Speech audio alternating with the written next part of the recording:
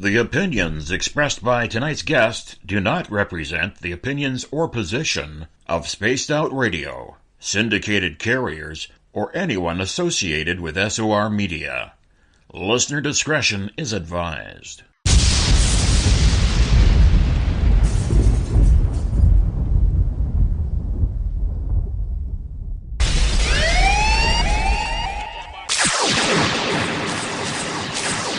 Here at Spaced Out Radio, we are about to take you higher.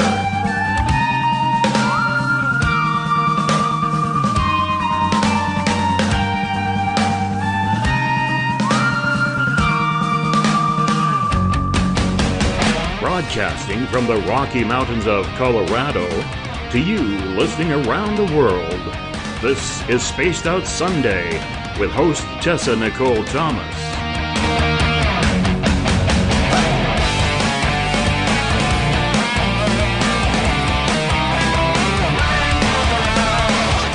You can follow Tessa on our Facebook page at Spaced Out Radio, on Twitter at TessaTNT, and you can subscribe to her YouTube channel. Go to youtube.com/Spaced Out Radio for the archive. But we break on command 'cause women rule the world.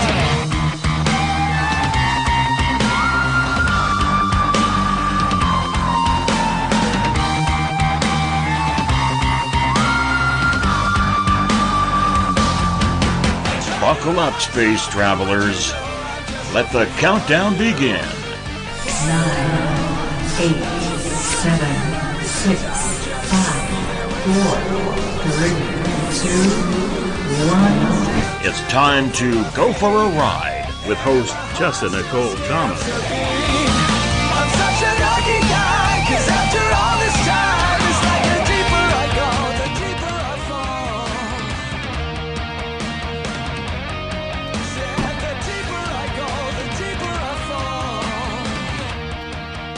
Good evening, Spaced Out Radio. Secure your tinfoil hats, buckle down tight, and hold on loosely as we soar over the rocky tops of the La Platas on a Rocky Mountain high. Get sucked into the vortex of the Four Corners and settle down snugly at mile marker 419.9 in colorful Colorado. It is September 2nd, Monday, September 3rd for those of you on the East Coast and beyond. And this is Spaced Out Radio. I hope you guys had a rockin' Labor Day week and an awesome Labor Day weekend, and hopefully you get that Monday off that we all are longing for. And I hope this evening is even better for you. I am your host, Tessa TNT, and I am live tonight, broadcasting from beautiful Bayfield, Colorado. We are thousands strong across the world nightly on Spaced Out Radio Network, spacedoutradio.com, Spreaker, Paranormal Radio, TalkStream Live, as well as Deep Talk Radio, which you can find at deeptalkradio.com. Don't forget to head to our website, spacedoutradio.com, where you can peruse the Spaced Out Radio store and read the encounter online dealing with everything strange, paranormal, and odd. So tonight, I have a treat for all my guys and gals out there. Tonight, we will be talking to Psychic Ixchel. And as a child raised in the Bible Belt of Oklahoma, Ixchel was discouraged from seeking any spirituality that conflicted with the Southern Baptist beliefs permeating her world. Her intuition told her that there was more to the story and she needed to follow her heart. In spite of the fact that the world around her was soaked in Baptist teaching, her grandmother sought psychic readings and utilized traditional playing cards to glean her own intuition on her life.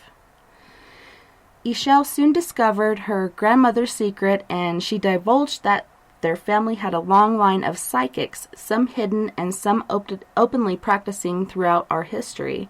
And when she discovered this, she knew it was time to listen to her heart. Ixchel's family moved to Denver, and she began to take classes on tarot and divination.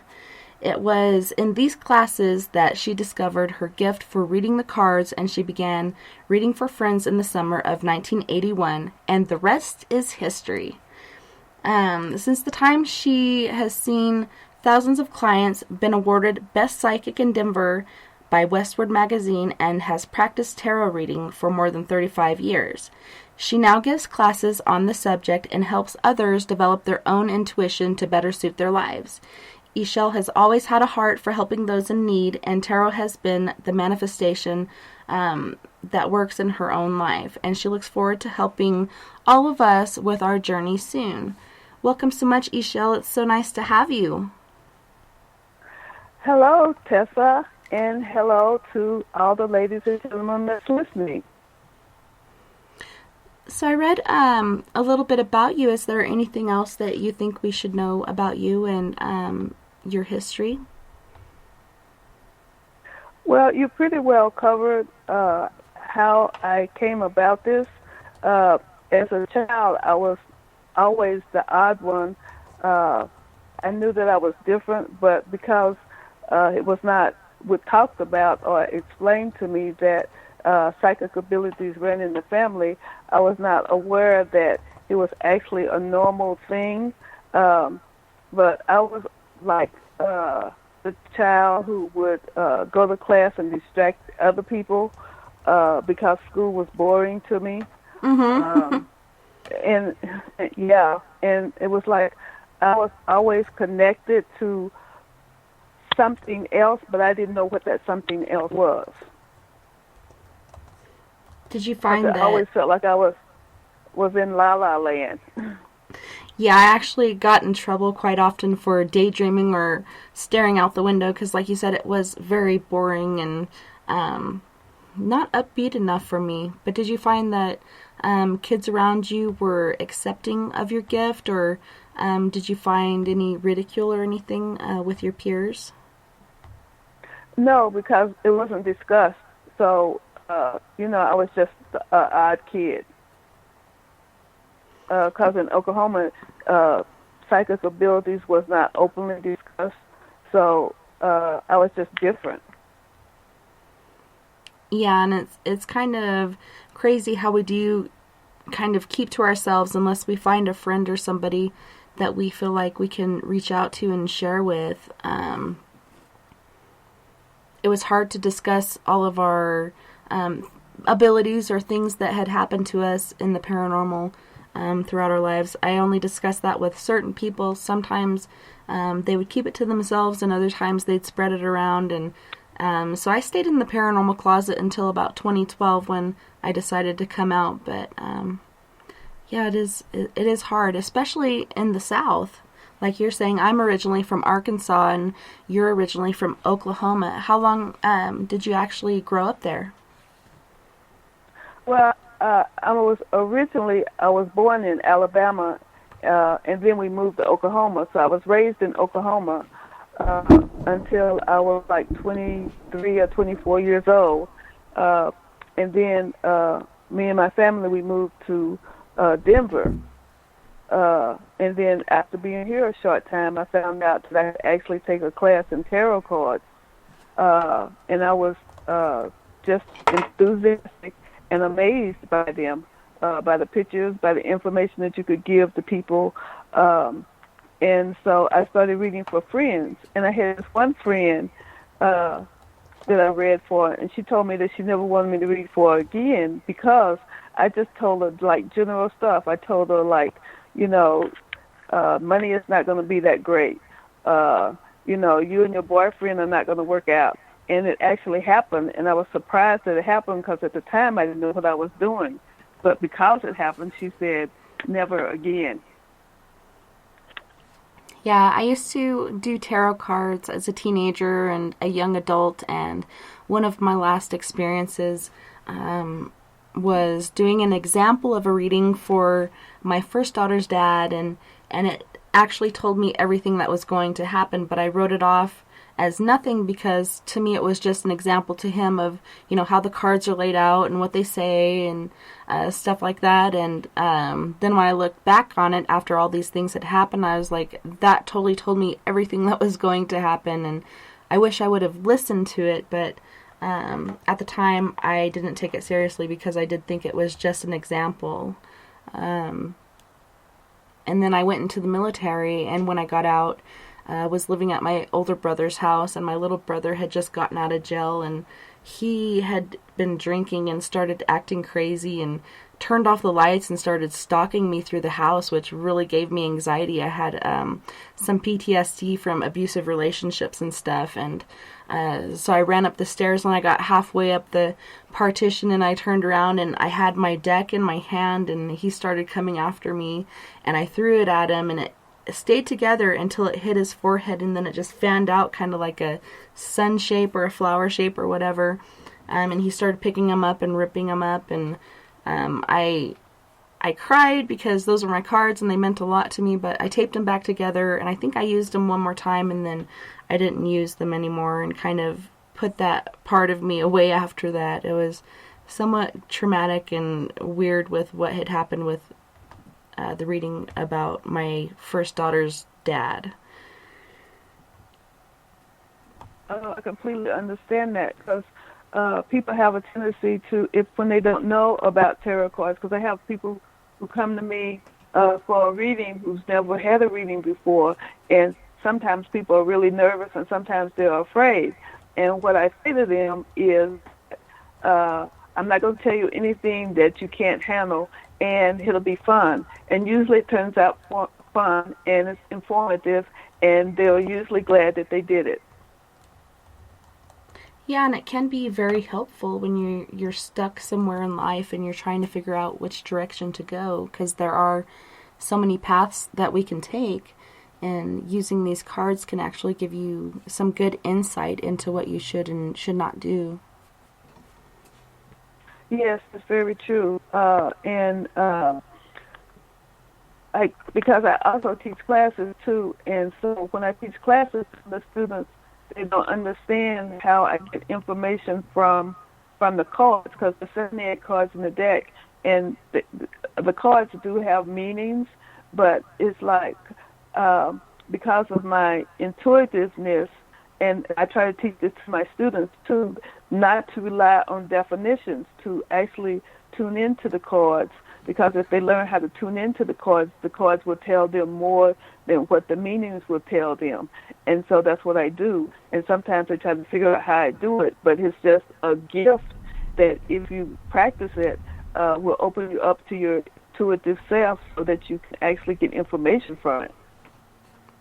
Yeah, and a lot of people say that when using tarot cards, being that it is a gift, that the cards should be given to you as a gift. You shouldn't go out and seek your own. Do you find any truth in that?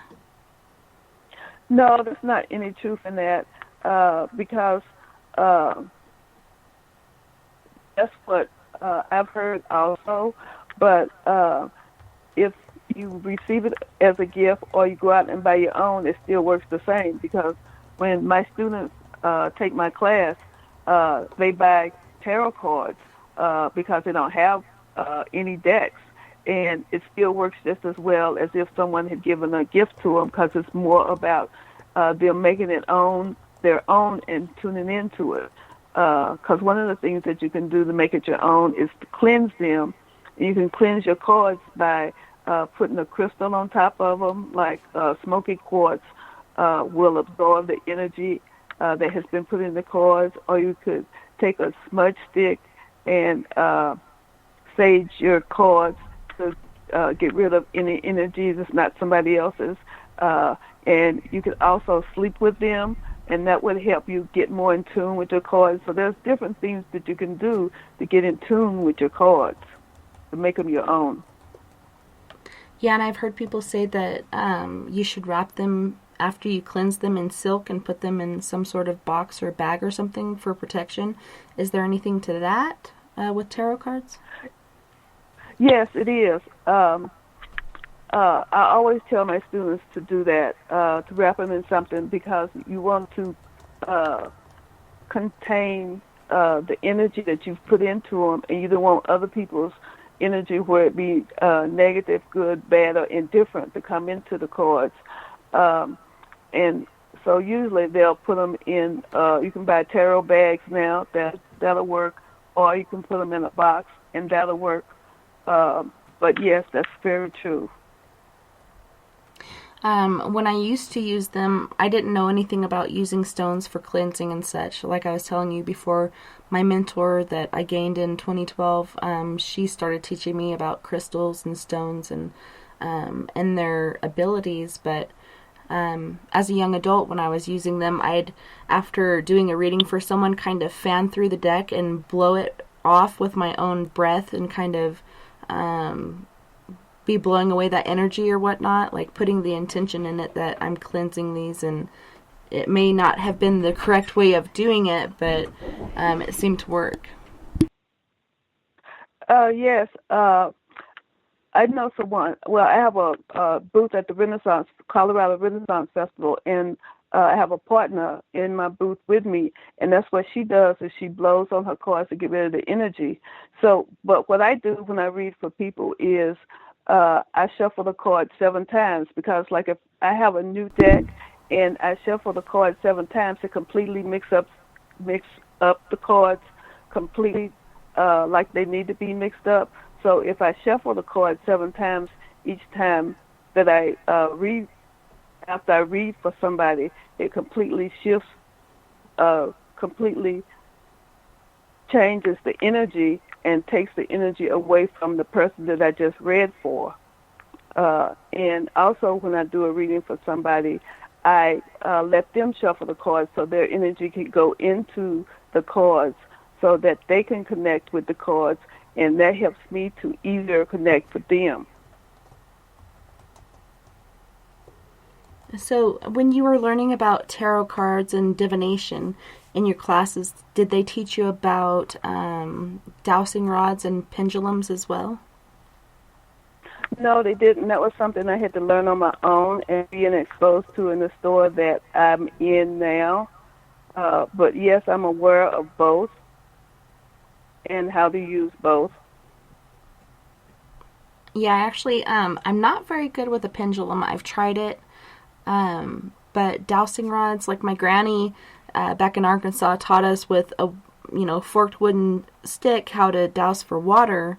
But then I think I was I was probably like 30 years old. I got my first set of copper dowsing rods, and I remember the first time I held them, how much energy I felt in my hands, and my arms just felt really heavy, and I felt like I was really trying to support them, but they seem to be one of the tools that work really good for me. A lot of people say it can be tainted or whatever too easily, but I really listen to them and rely upon them because I've had so much, good evidence or data, some might say, come from it. Well, I've had the same results with pendulum because mostly I use a pendulum for yes and no answers, but I've seen people use them for other answers too, because with the pendulum, they usually will swing backwards or forwards or sideways, and sometimes they will go left or right in a circle. And if you meditate with them and program them to do what it is that you want them to do, which is answer the questions, they will. And you can test them by asking them questions that you know the answers to, and see if you get the correct answer. And then when you know that they are doing that, then they work perfectly well for you. My father-in-law was actually a dowser, and he'd use it over maps and stuff for treasure hunting, and then he'd go out and he'd find these different things. He found a couple swords from the Civil War soldiers, and he found some buttons from their uniforms and different things like that, and he actually found some really big places, and supposedly there was this man and child that were hijacked. Their wagon was hijacked, and they killed them and ended up burning the wagon and kind of burying them underneath the remains. And but the place that he was searching for at the end of his life was actually, there had been a cave-in, so it was hard to get in there, and there was some sort of manufacturing company or mining company on the other end of it. So it was really hard for him to get in there and do what he needed to, but he was really good at dowsing on maps, and I wish he was still around because I'd like to use him on a couple cases. Yeah, sounds like he was very adventurous and really into what it was that he was doing, and you are lucky to have had him to expose you to those things. Yeah, it was pretty interesting. I guess he would take his wedding ring and tie a string around it and use that as a dowser, which usually you'll see them in crystal form or some sort of metal bauble or whatever, but he'd just use his wedding ring, and it was pretty interesting. Well, you can actually use you can take anything and put it on the, like sometimes I don't have a pendulum with me and I can use my keys for the same thing. Or if you're in tune with your body, you can use your body as a pendulum too, because it will actually swing with whatever direction that it needs to go in if you're that in tune with your body. It's pretty awesome, all the things you can use, and I was actually doing some homework on dowsing rods back in the day, and it was talking about how the French and Germans would use it back in the 1700s, maybe even earlier than that, and the crazy things that they would use, and they'd actually track down people that were wanted by the law by using these certain methods, and one of them I remember was putting a sausage on the end of a stick, or using scissors, or some different random things like that. I guess whatever you put your energy to could work as a dowsing rod. But the sausage thing really made me laugh. I was like, really? You use Polish sausages? That's so interesting. I would never think that would be a conductor, but I guess it worked. Yeah, I would have never thought of that either. But yeah, you can use most anything as a pendulum, and it'll work. You just have to put the energy into it and have the belief and the faith that it's actually doing what it's supposed to do. Well, some people everything is just energy. Yeah, some people are saying they're not that in tune with their body in the chat room as far as being their own dowser. How would you recommend that they do get in tune with their body? Meditation is a good way to get in tune with your body, because when you meditate, it gives you clarity, and because the idea of getting that in tune with your body is paying attention to how your body feels and knowing and feeling the movement of it. So if you quiet your mind when you're doing the meditation, and like if you was in the grocery store and you wanted to know if, let's say, that this fruit would be good for you. So if you went inside and quiet your mind and your body would either sway yes or no and tell you if it was really good for you or not. But meditation takes practice, because a lot of times people will come to me and they'll say that they can't meditate because they think so much. And so what I tell them is that what they say in meditation books, they make it sound like you can just sit down and go, and start meditating. And that's not true, because we're used to thinking. And so I tell people that when they want to learn how to meditate, that they should pick a certain time of the day, because if you start doing it at a certain time, your body will get used to you. That's what you're going to do. And see your thoughts floating away like a butterfly or a cloud or a bird or something to that effect. And eventually you'll be doing it. So one of my friends asked me, how did I start meditating? And what I told him was, when I first started to meditate, or somebody told me to be in the moment, it was something that I was not able to do. So I took if I saw a minute hand on a clock during the day, I would time myself for a minute. And so what happened was, because I had the monkey mind, I lasted for 15 seconds because I wasn't used to being present. So I would practice every time I saw a minute hand so I could actually do a minute. Then I would add a minute to it. And so eventually I got to the point where I could do 20 minutes a day, twice a day, which is what I do now. That's so cool, and it's funny how you're picking up on stuff, because Caden in the chat room was asking all these questions. What if meditation doesn't work, and what's another way? And almost right after he said that, you started going into different ways to do it, so that's pretty cool. You're picking up on what he's saying, and I haven't even said a word. Well, these are the things that people ask me when they come to me, so I thought that maybe somebody would like to know what I tell other people. For sure. And these are some of the methods that I tell people that, and if they try it, it works, because it worked for me. Because I did get to the point to where I could meditate an hour in the morning and an hour at night.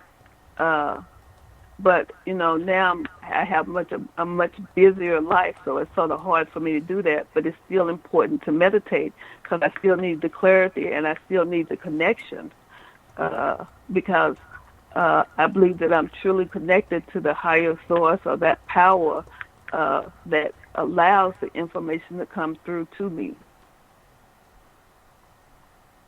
Yeah, it's so good to be open to that and be able to receive those messages for people, because, like you said, a lot of people can't quiet their minds and don't even understand the concept of meditation, because it is so hard to quiet the mind. There's so many things I have to do every night just to try to get to sleep, getting my mind quiet, and different steps that I have to take. But it is possible. Anything is possible. It just takes a little, like you said, a little practice and trial and error repeatedly.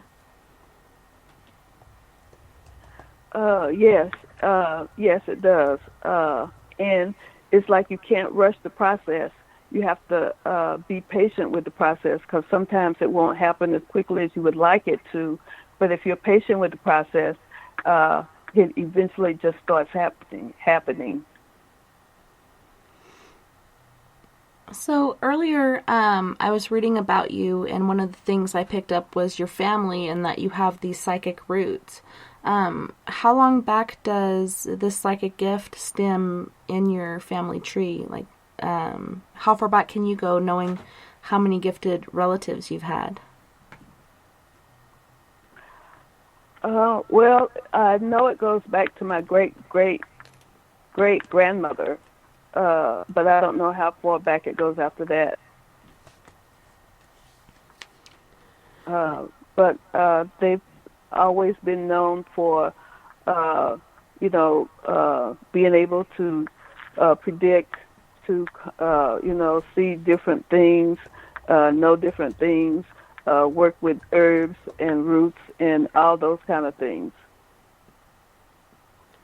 That's super cool. Was anybody into, like, any sort of African practices, or any sort of, like, Southern voodoo or anything like that a lot of us are somewhat familiar with? My grandmother was into hoodoo. She would never talk to me about it.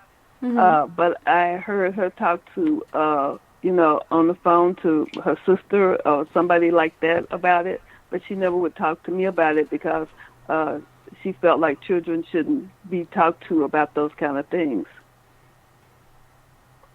Well, it's true, because they are so innocent and such a prime target for something that would want to cause any ill will or harm. So did any of your lineage, you said some openly practiced and some did it behind closed doors. Did anybody face any sort of harsh punishment for using their gifts, or being called a witch, or anything like that? Well, I think my grandmother did, because that's the reason that we left Alabama, was because of some of her practices, was whatever it was that she was doing. But as I said before, that was not discussed with me. But my grandmother had me from 3 months old till forever. So my understanding was that she was doing whatever it was that she did. And the reason that we had a farm, and my grandfather left the farm and moved to Oklahoma City. So I was raised in Oklahoma City. And it was because of whatever she was practicing. So they kind of chased your family out and you had to move somewhere else to find peace and solace from that? Yes. So when we got to Oklahoma, she just actually kept it quiet for that reason, I'm sure. Mm-hmm. She had learned her lesson.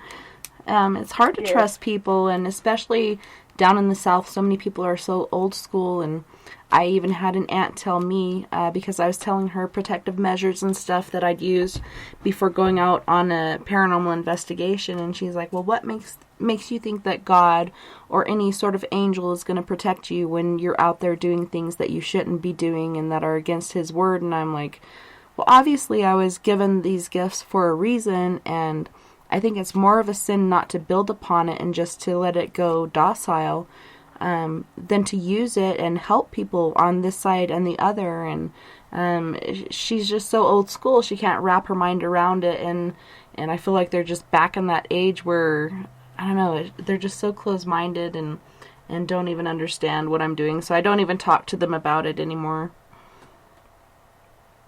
Yeah, it's best not to, because they don't understand, and they think it's evil, and that you're doing something against God or the powers that be, and that's truly not true. You know, it's just they have a lack of understanding of certain energies and things, and we have a different understanding of perspective.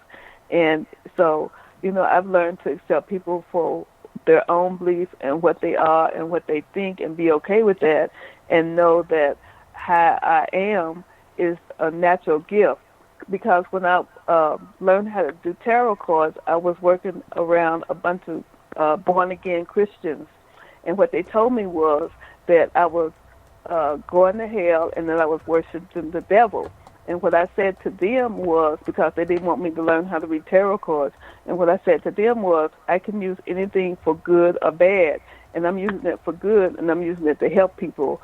And so I won't, I'm not worshiping the devil, and I won't go to hell.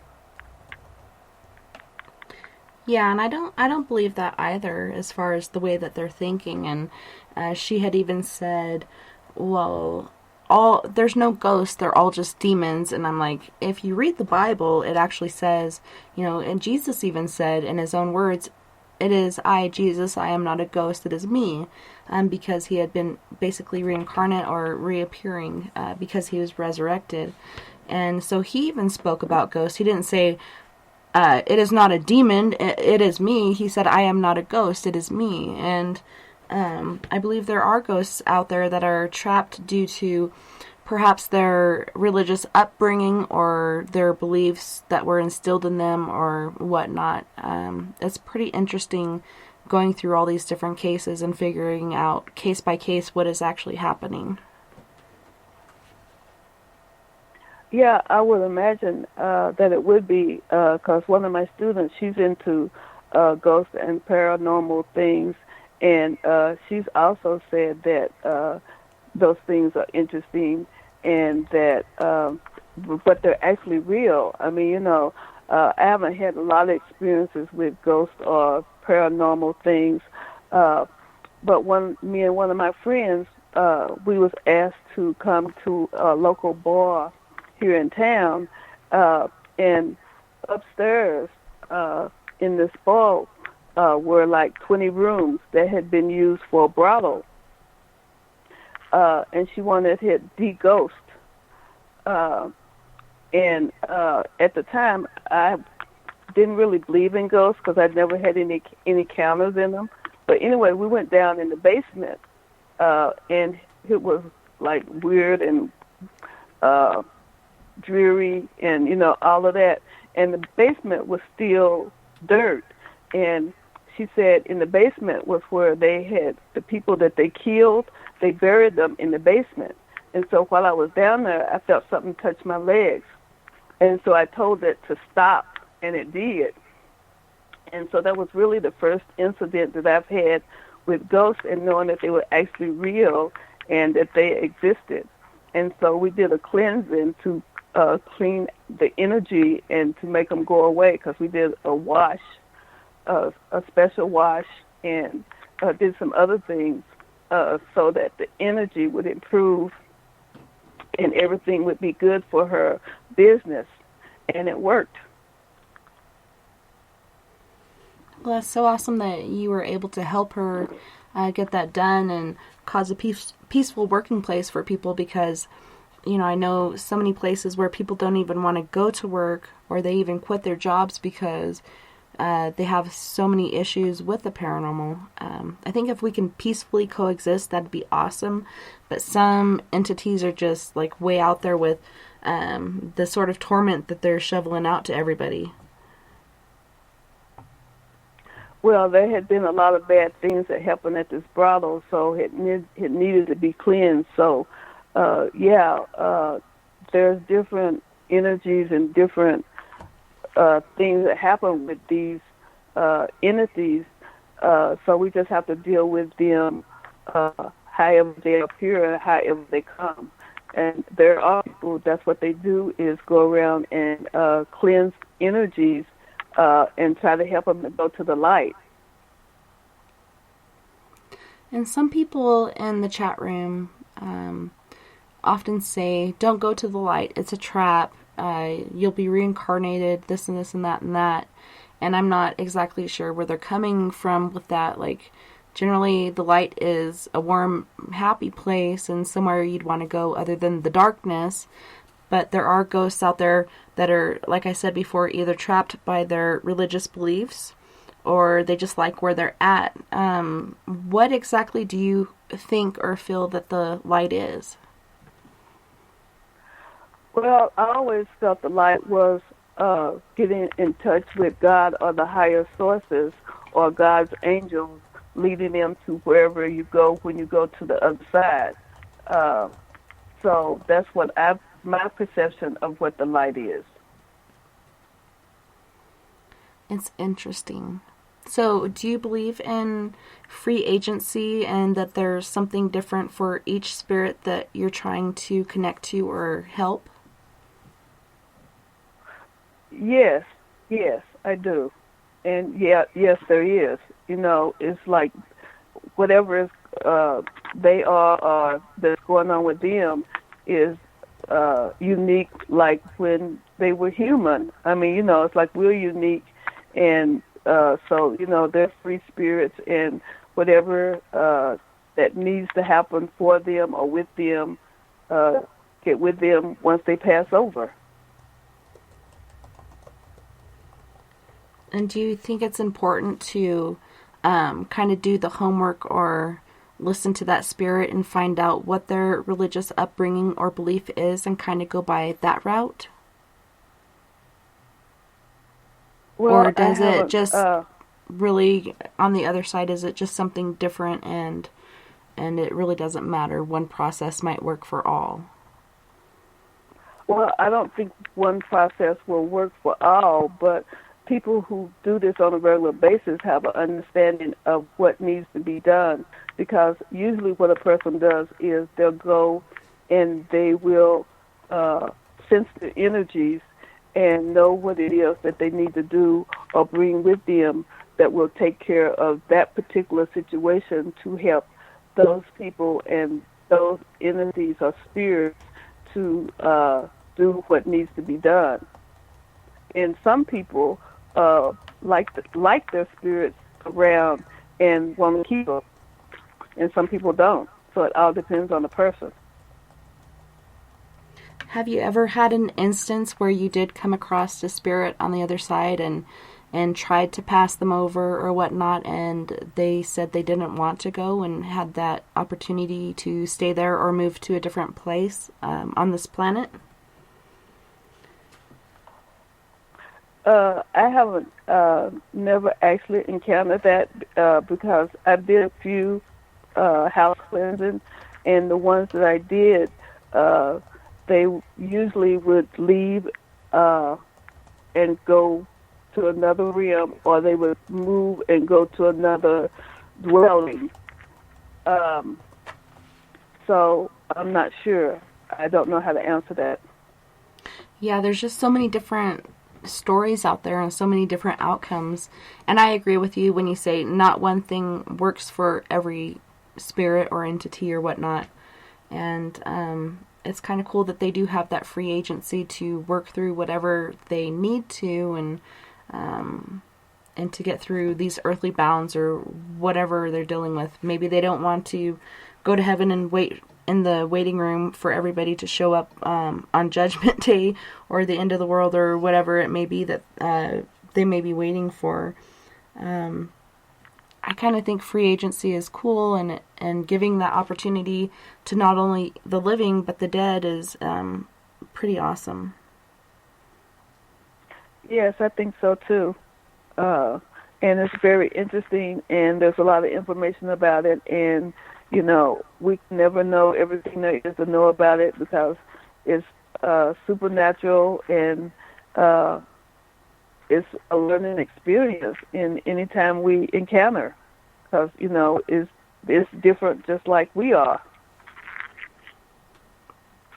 Yeah, and I try to explain to people that what you are on this side, you are on the other. You're not just going to automatically change into a better person or turn into a bad person or whatever. You are what you are, and you shall be on the other side until you're something else. And we are all individuals on this side and the next. And yeah, there's no magic wand or something that happens that when you go on the other side, you're just ping, automatically I'm a better person because I went beyond this realm. You're still who you are, and you still got to deal with everything that you've put out in the universe.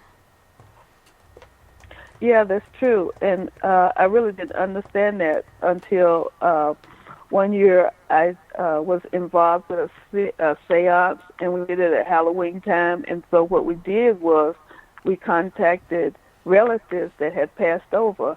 And in the process of doing that, it was, you know, discussed and discovered that some of the relatives had not evolved, that they were still the same as they was on this side. So I was made aware of that through a seance. I've never done one of those. That's one of those things that I'm not quite sure if I want to partake in. Like, I do try to communicate on a regular basis with spirits and such, but to get in a group and hold the hands and do the seance and wait for something to appear, I think I'm kind of chicken about it. Can you kind of walk us through what exactly a seance is and how it works? Well, at this particular seance, there was beforehand there was protection set up so that no dark entity or any unwanted evil would come in and interrupt or try to bother us. And then the lights was dimmed, and all of us held hands. And then the spokesman for the group called in other beings so that we could talk to our ancestors and ask them whatever we need to ask them. And each one in the group got to talk to or ask an ancestor about what it is that they wanted to know, or somebody else would talk to the ancestor. And it probably lasted maybe an hour, hour and a half. And then a person that was over the group dismantled the entity, and we were able to let go of our hands, and that was the seance. So it was interesting, and everybody felt safe, and we was all in agreement that it would be okay, and it was. That's awesome, that combined energy and that intent that you guys had. So when I was reading your intro or your bio, it was talking about your grandmother and how she used regular playing cards as maybe tarot or some other thing to glean things for her life. Do you know how exactly that works with regular playing cards? Well, regular playing cards.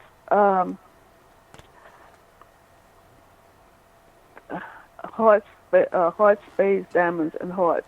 Okay, so in tarot, the heart is like reading the minor arcana of tarot cards, because in the minor arcana, hearts are cups, diamonds are pinnacles,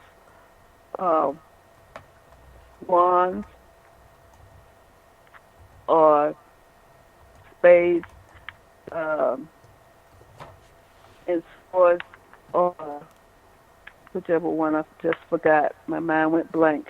But they correspond to each other, so it would be the same. But I don't read regular playing cards. But I have a friend that works at the store who reads regular playing cards. So it's like you can get the same information that you can from tarot cards. It's just a different form of divination. Yeah, I find it very interesting because, it doesn't come with the book that tells you everything of what the cards mean, and it doesn't give you this certain layout, and it's kind of something that was most likely passed on to her by somebody else that she knew. And so that really piqued my interest when I read that. I was like, wow, how exactly does that work? So I'm going to have to consort to Google, because you can get anything on Google these days, any sort of recipe or anything you're trying to do.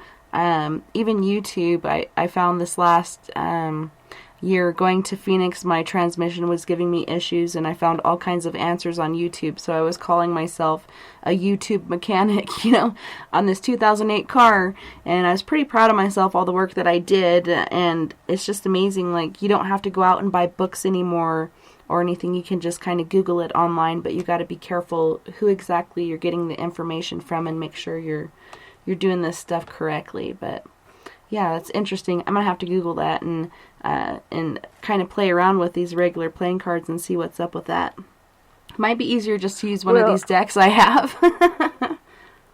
Well, yeah. Well, one of the people that work at the store that I work in, that's what he uses, is playing cards, and his mother taught him how to use the playing cards, and from what I can tell from the way he reads, is the same as me reading, except he does it with playing cards. Like spades are really the bad part of the cards, whereas hearts is really the good part of the cards, and then the diamonds and the other cards just give him more information, but he does it the same way. That's so cool. It's a different, it's like there's no pictures, but he gets the same information. I don't know how he does it, but he does it. Yeah, I'd really like to dig a little deeper and figure out how exactly they do it, but I can see how you're saying hearts, equal this certain thing, and spades something else, and it just kind of intrigues me. I want to dig a little deeper and find out exactly what is going on there. But going back again to the About You section in your bio, I grew up LDS from the age of 7 to 8, and I visited many churches before then, and many years later in the military, I was able to go to so many different churches to see what exactly they had going out there, because it was just so readily available from a military base. Any religion you could think of really was there. So I was just going to say, sister, I feel you growing up Southern Baptist. Like, what sort of ridicule and judgment did you have to deal with? Or were they keen on you, or did they just kind of hone in on what your grandma was doing? Well, my grandfather,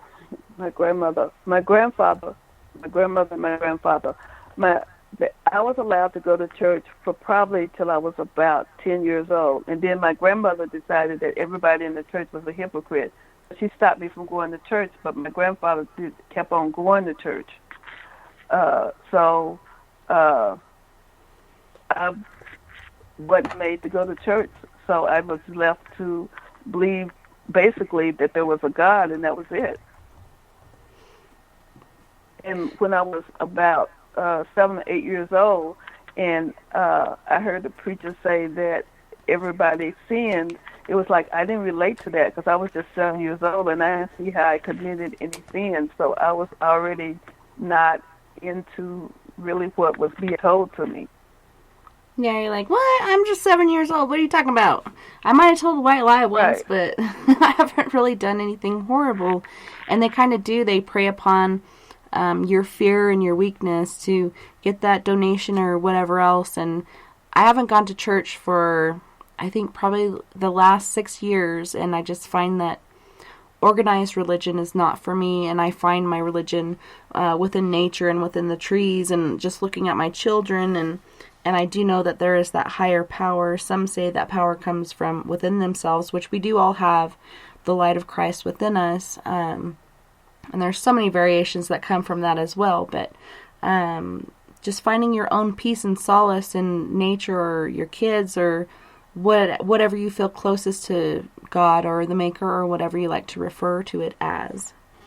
Is that kind of what you do?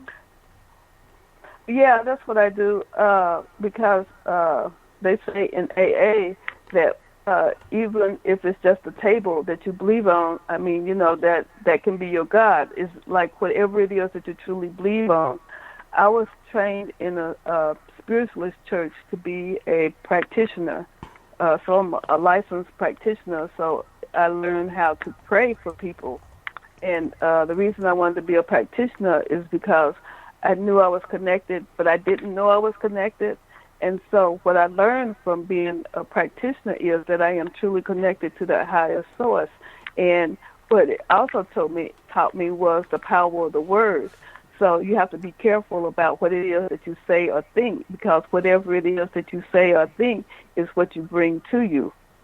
And so I know that I'm connected to a higher source, and I know that that energy of whatever that is has given me the gift to be intuitive and psychic. So I'm truly in touch with that there is a higher source that's working through me, in me, as me. And so is it for everybody else, but everybody doesn't understand that. So we have about 4 minutes before we go to the break. And this question kind of repeats itself.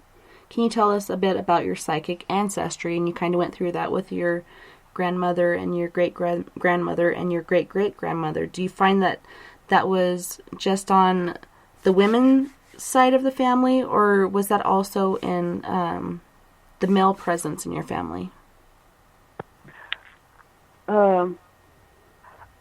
I don't know if it was on the male side because it was never brought to me. Because my father's mother was, and I'm pretty sure it was because my father's mother was a full-blooded Indian. She was like black Indian. I mean, she was really a dark woman. So I'm sure that some of the ancestors is on her side, but nobody ever talked about it with me. Yeah, it's kind of a hush-hush situation. Yes. Shar in the chat room was asking, does Ixchel believe Jesus is Lord? I believe Jesus is one of God's angels that he sent here for us so that whatever needed to happen for mankind could happen. Yeah, I always refer to him as my big brother, and I really look up to him and try to somewhat live my life along, what I feel in my gut is right. Some people believe one thing and some people believe another, and I just kind of take from every religion that I've been around and other people and learning from them what's right and what's wrong in my gut and kind of put that into play in my life. But he is my big brother, and I love him, and I'm grateful for his sacrifice for us and whatever plans are laid out ahead. It's pretty interesting how religion does work in our lives and make us who we are, and it's hard to kind of get away from those basic principles. But I do totally have faith in this person, and You hear different stories that aren't even written in the book about him growing up and such, and different things that he did innocently, like pushing his friend off of the roof and not meaning to hurt him. His friend actually died, so he had resurrected him, and so much different things that people, at a certain time would be thinking, well, that's black magic, and he might have been burned at the stake or whatever, but it's actually miracles, and they can be worked through. So many of us just even smiling at somebody or waving at someone or giving that positive light out to others can work so many miracles in another person's life, and people don't really consider that. We're so absorbed in our cell phones and the internet and all these other things, it's hard to look up and acknowledge other people and do that social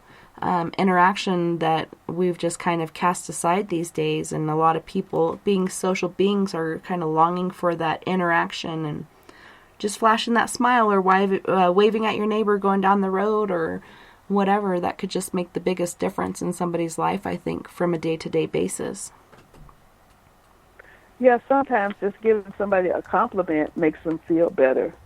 Saying that, you have a beautiful hairstyle, or you look great today, or just giving them a personal comment can make them feel like, yeah, that's true, and yeah, it's not such a bad day, and yeah, because, sometimes people neglect to notice them as people, and that, that they're actually nice things to them that appeal to them. And sometimes just that will make people feel good too. That's right. Well, on that note, Ixchel, believe it or not, we're at the end of our first hour. We're going to go to break. You guys don't go anywhere. We'll be right back after these messages. The first annual Caribou Paracon is happening September 28th to 30th in the 108 Mile Ranch, British Columbia. Brought to you by the Canadian Society of Questers and Spaced Out Radio. Come listen to our featured speaker, Grant Cameron, along with Elizabeth Anglin, Paisley Town, Mike Moran, Eric Cooper, and more. It's a 3-day supernatural adventure at the Spruce Hills Resort and Spa. Tickets for the weekend are $150 Canadian. The Caribou Paracon, celebrating everything paranormal. Are you tired of being blocked, shadow banned, or placed in jail for simply posting your thoughts on social media? Social Media Freedom can take care of that for you.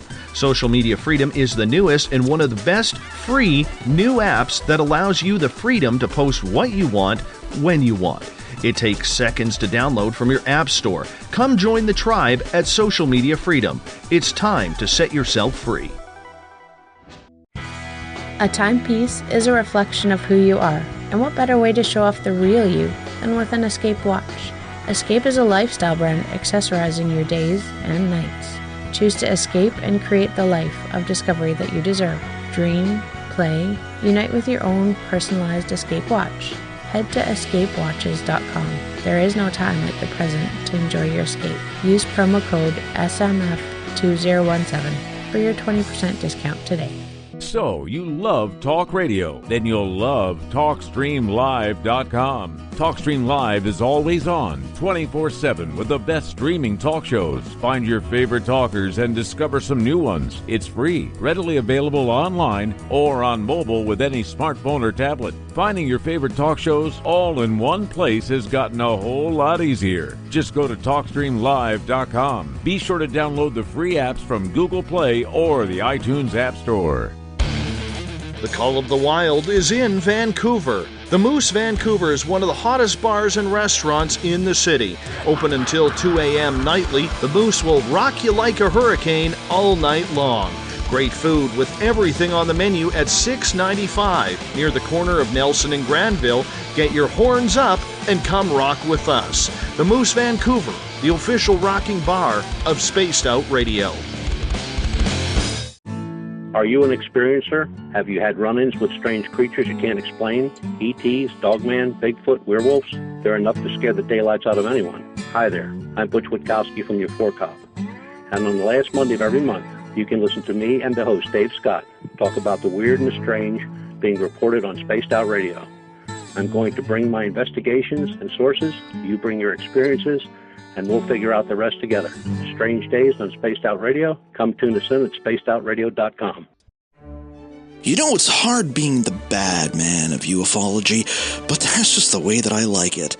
This is Chris George Zuger, and I'll be hanging out with Dave Scott and SOR scientist Chris Cogswell for Reality Paranormal, the second Wednesday of every month. And our job is to break it down and come to conclusions as to what is really going on in the supernatural world. I'd love for you to join us and bring your questions for us to investigate right here on Spaced Out Radio.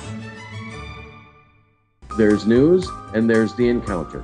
This is Spaced Out Radio News Director Everett Thiemer inviting you to check out The Encounter. Our half-hour news segment every Monday through Friday night is different compared to what you're used to. Our goal is to bring you the weird, strange, and interesting stories the mainstream tends to leave out, and stories that will make you scratch your head in disbelief. The Encounter can also be found at spacedoutradio.com and on our Facebook page, SOR The Encounter. Come give us a read. Do you want to know what's really going on in your world? Do you have questions about who you can trust in the mainstream media? Then look no further than the Rebel Planet. Come get the straight answers right here at spacedoutradio.com.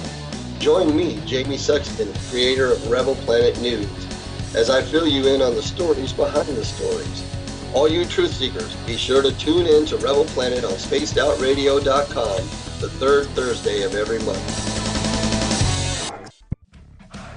Hi there, this is Dave Scott from Spaced Out Radio, and I want you to come on a nightly journey. Starting at 9 p.m. Pacific, midnight Eastern, every Monday through Friday, you can come hang out with me and the other space travelers. We have it all from Carl the Alien bouncing on by to those misfit gnomes causing havoc. It's 3 hours of fun and entertainment on those topics the mainstream really doesn't want to touch. Come get all paranormal with us at spacedoutradio.com, and together, my friends, along with our resident guitar god Bumblefoot, we own the night. Looking for a place to advertise at a very reasonable cost? Look no further than Spaced Out Radio. SpacedOutRadio.com has an advertising tab that you can click to check out our daily, weekly, and monthly packages to play on the radio, or our website including social media. From commercial spots to banners, we have it all. Check out our competitive pricing today. Visit purpleplates.com today. For over 40 years, the Purple Energy Plates have been delivering amazing results for their many customers.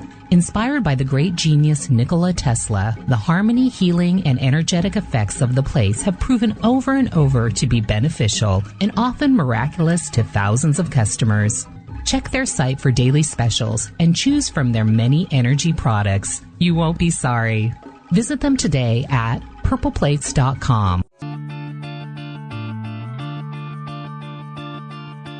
Tonight's show and topic of discussion do not necessarily reflect the opinion of Spaced Out Radio, SOR Media, or its hosts. Listener discretion is advised. Here comes the second hour of Spaced Out Sunday with host Tessa Nicole Thomas. Subscribe to us on our YouTube channel, Spaced Out Radio. And you can follow Tessa on Twitter at TessaTNT. Now, back to the show.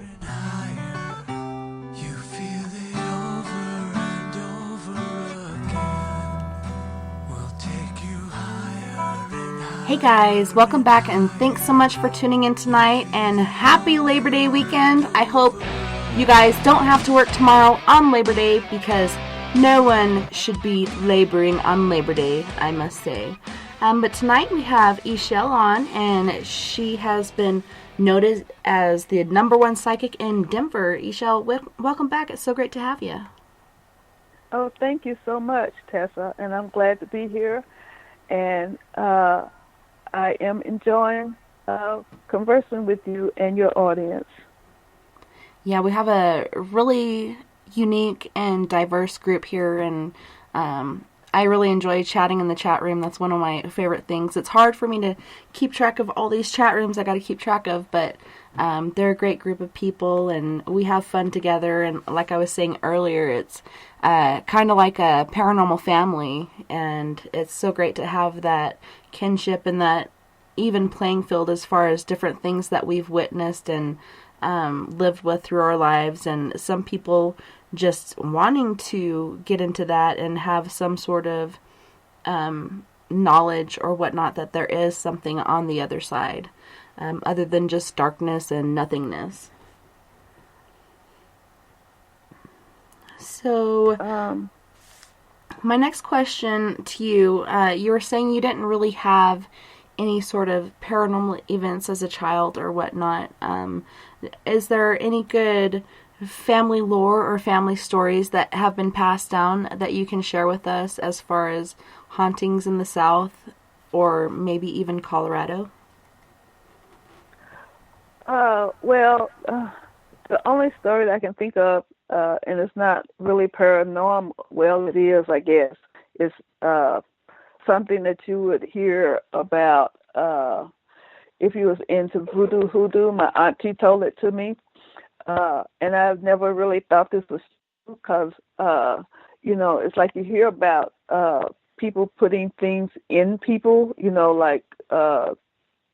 like let's say a spider or a snake or something, and it actually crawls around in their body. But she told me that somebody actually did that to somebody. It was like a beetle. Somebody decided that they didn't like this person, and they didn't want them to be around anymore.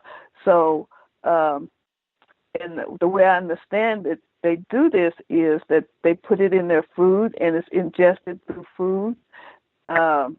And I guess it's a special kind of insect or something, and that you could actually see this, whatever it is, crawling around in this person's body and stomach, and eventually it killed them. Oh. Yeah, my auntie, which is my grandmother's sister, told me this. So these things actually do happen, and they're actually real. And I didn't even, I couldn't even fathom that was the truth. But it is. Yeah, there's so much stuff out there, and it is hard to get out of our shells and wrap our minds around these different things. But like you were saying, time and time again, we hear these stories that are actual true stories. Some might think of it as lore, that have actually happened. And when you're telling that story, that just kind of gave me the creepy crawlies. I'm seeing this bug crawling around under his skin or over his eye or whatever. And yeah, it's pretty creepy. Yeah, it's pretty creepy. Yeah. So that's the only story that was told to me that I can relate to, that an ancestor told me. But yeah, and I was like, really? Yeah, I'm going to have nightmares for years. I hope not. But yeah, people actually do that. Yeah, they do, and it just goes along with that faith in something, or that intent when you're doing something. Like, the mind is a powerful thing, and we are powerful beings, and if you really believe in something like that, I can see it working, especially if the person receiving it is also a believer in such things. Maybe even if they aren't. Like, there's so many people that don't believe their family member when they're telling them that there's something paranormal happening, and then all of a sudden it happens to them, and they're just blown out of their socks. Caden in the chat room was saying, I love hoodoo. Can you give us somewhat of a deeper knowledge or layout of how exactly these things work or how people use it? Well, when I was, first-hand experience. When I was traveling, because I have books on these things, but I don't actually practice. And so my daughter, she was probably about 19 or 20 at the time. And so I'm traveling as a psychic. I'm away from home. So she takes one of my books because she decides she wants her boyfriend to be with her forever. So she did something. It was real simple. She did something real simple, like, take a picture of him, put it under her bed, take a piece of his hair and put it under the bed and say something. I don't know what it was she said, so that he could stay with her forever. Then she decides she wants to break up with him. we almost never got rid of him because it worked. Yeah. Yeah. First experience, my daughter did that. Because it works. And some of it is just real simple stuff. I mean, it's not, it's not like you have to go to the graveyard and dig up dirt or nothing. Some of it's just stuff that you can get in your house, and if you know how to use it, it'll work. Yeah, it's very interesting and intriguing at the same time. And yeah, it really does capture people's imaginations, and they just want to know more. But it is funny how they do have these different things that you can do, but very rarely they tell you how to undo it. You got to go into some other book or something to find it. It's like, how do I keep this guy off my back? Like, I wanted him before, I don't want nothing to do with him now. How do I undo this hoodoo that I did?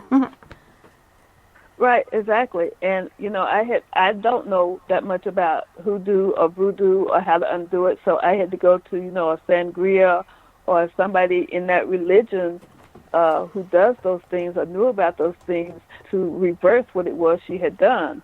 But it was so simple, you would think that, it would be easy to undo, but it's not really that easy to undo.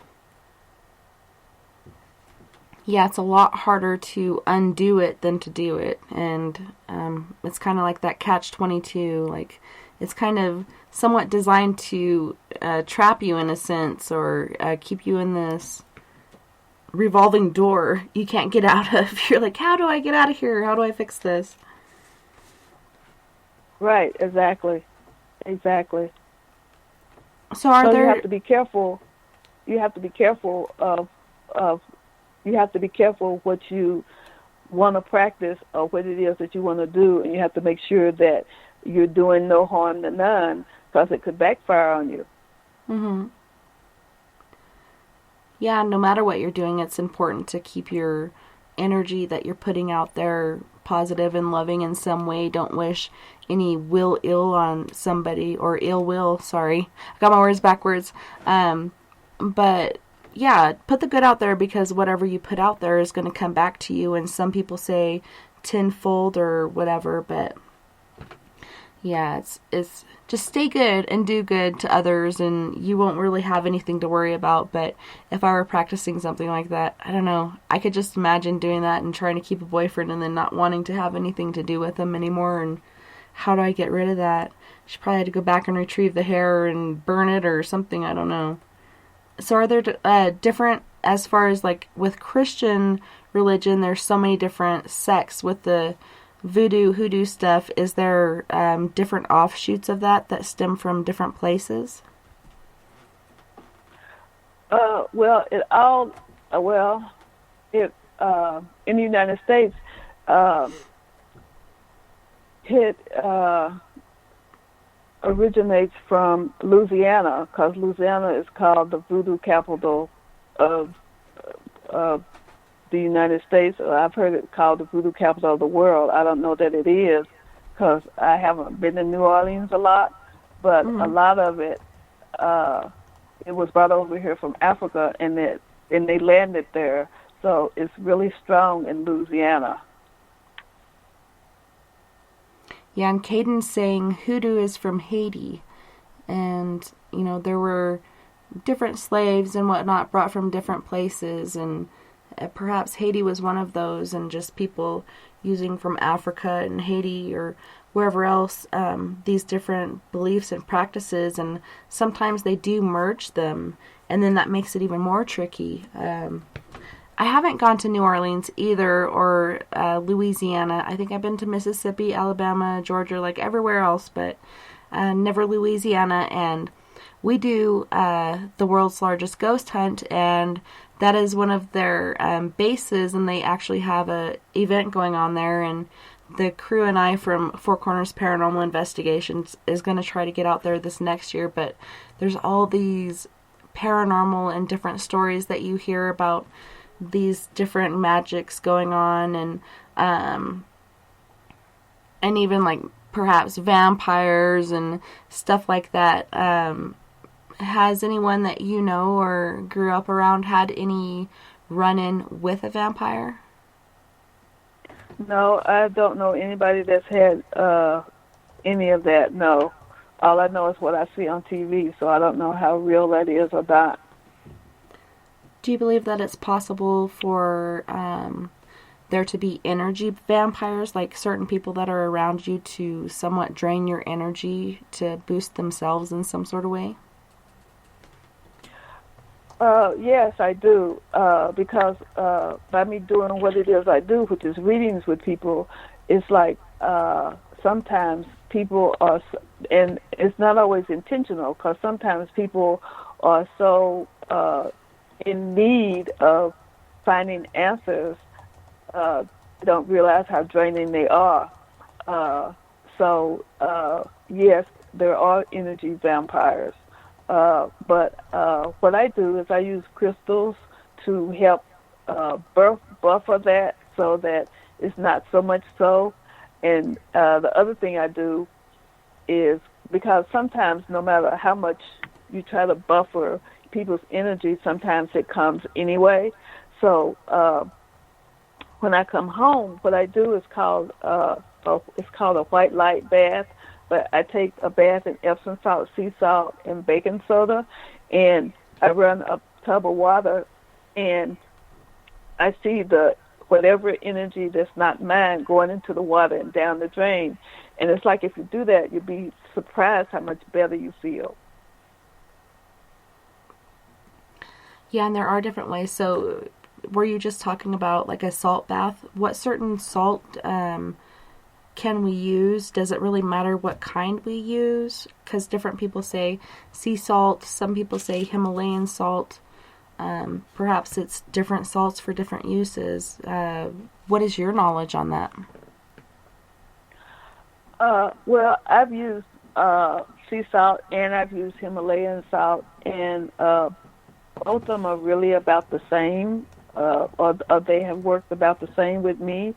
But it's really important to do it on a regular basis for me, especially since I do what I do, so that I don't start feeling bad because I picked up somebody else's energy.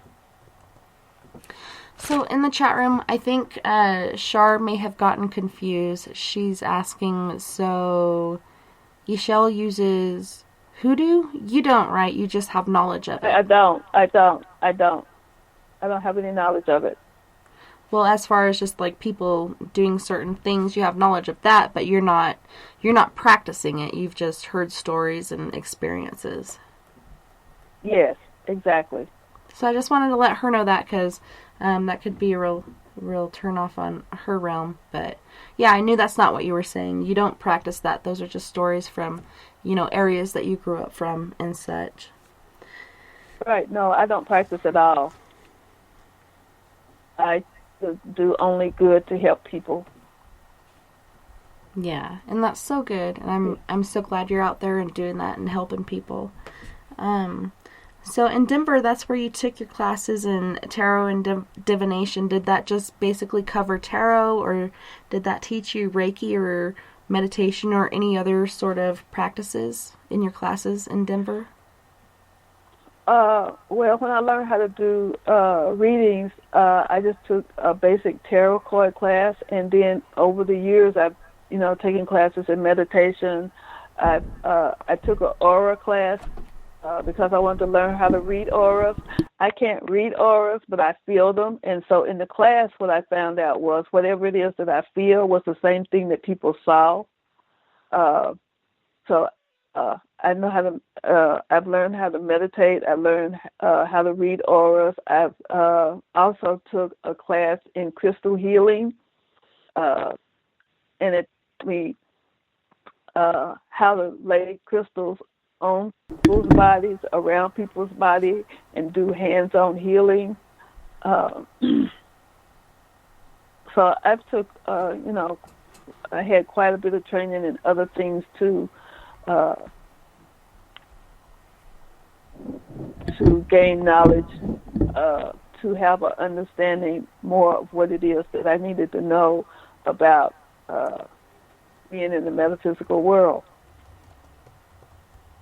So when we were talking earlier and you were talking about helping people and how sometimes that's really draining and you use certain stones, what stones would you recommend to people for that case and other ways that they can help them? Well, right now I have on a Kunzite, and Kunzite is represent love, and so Kunzite is a loving stone, so it's giving me love. So if any negativity comes to me, the love won't let it come into me. I use on my table I have amethyst, which connects me to a higher source. I also have black tourmaline, which is grounding and protecting at the same time. I have a quartz crystal. You can program a quartz crystal to whatever it is that you want it to do. And somebody might ask, how do you program it? Well, first thing you're going to do is cleanse it. And you can cleanse a crystal by putting it in moonlight, sunlight, or salt water, or in salt. And then to program it, you would hold it and put your emotions into what it is that you really wanted it to do, where you wanted it to protect you, or you wanted to help clear out energy, or whatever it is that you really want. Sometimes I have cornelian on my table to help with creativity. The other stones that I have on my table, sometimes I have malachite for growth and for the heart. Those are stones I can think of right off the top of my head that I have on my table when I'm doing readings. Nice. And you were also talking about following your heart, and I find that hard to do because I used to be like that, and I'd follow my heart, but it actually got me into trouble so many times, and so I trust my gut before I listen to my heart. And I'm not heartless, but I tend to listen to my gut above all. What can you tell us about following your heart? Do you mean following your dreams or follow your heart? What exactly are you saying there? I'm trying to understand. Follow your heart. When it comes to my intuition, I trust my gut because my gut is really how it gives me how things really are.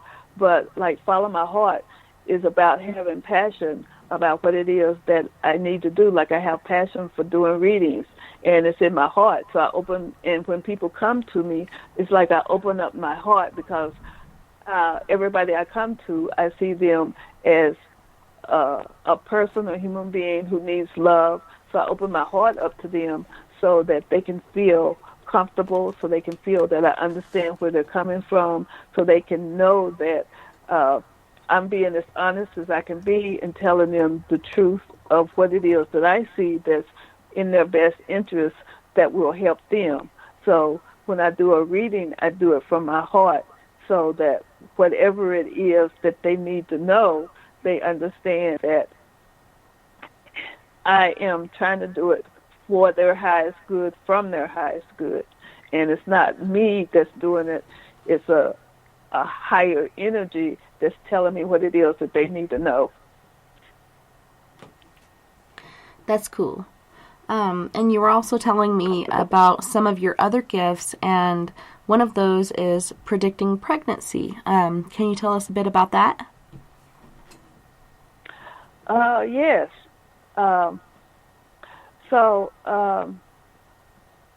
It's just a thing that I have, but I have this client who he came to see me at the beginning of the year, and I didn't realize that when he came to see me 3 years ago that him and his girlfriend at the time had just met 3 months ago. And when they came to me, I said to them, you need to be careful about getting pregnant. And they looked at each other. They came back to me 6 months later, And I said, "You're pregnant." And they looked at each other, and I said, "Go get a pregnancy test."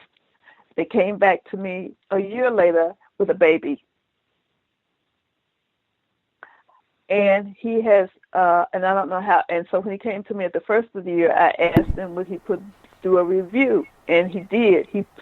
Every time somebody goes on Abraham Hicks, he put it on a blog on Abraham Hicks YouTube. How he did that, I don't know, but I've gotten calls from all over the world from him putting that blog on Abraham Hicks. I had another person who came to me for a reading, and she was a regular client. And I asked her, was she pregnant? And she said no. And I asked her probably about 2 or 3 times, was she pregnant? And she told me no. And she said that she thought I was crazy as a bat because the doctors had told her that she could never get pregnant. She came back to me 3 months later, and she said, "It's your fault because I'm pregnant." And Yeah, I'm she's like, okay. Yeah. You're like, I know what causes that. If you don't know what causes that, I'm sorry, but right, exactly. Maybe she's putting it through her head. She said it 3 times, so she probably put some sort of spell on me to get pregnant. You're like, no, I'm just asking legitimately, are you pregnant? Pregnant, right, exactly. And she was pregnant. And she has a child that's 15 years old now. So, yeah. Yeah, that's crazy and insane. Kids grow so fast. Yeah, they do. But I just have a net for feeling when people are pregnant. Because I had another, it was a young lady. She was like 15, and asked her, was she pregnant? And she said, no, I haven't been doing anything. And I'm like, okay. And then her mother comes in like a couple of months later and says, she got an abortion. And I'm like, okay. Aww.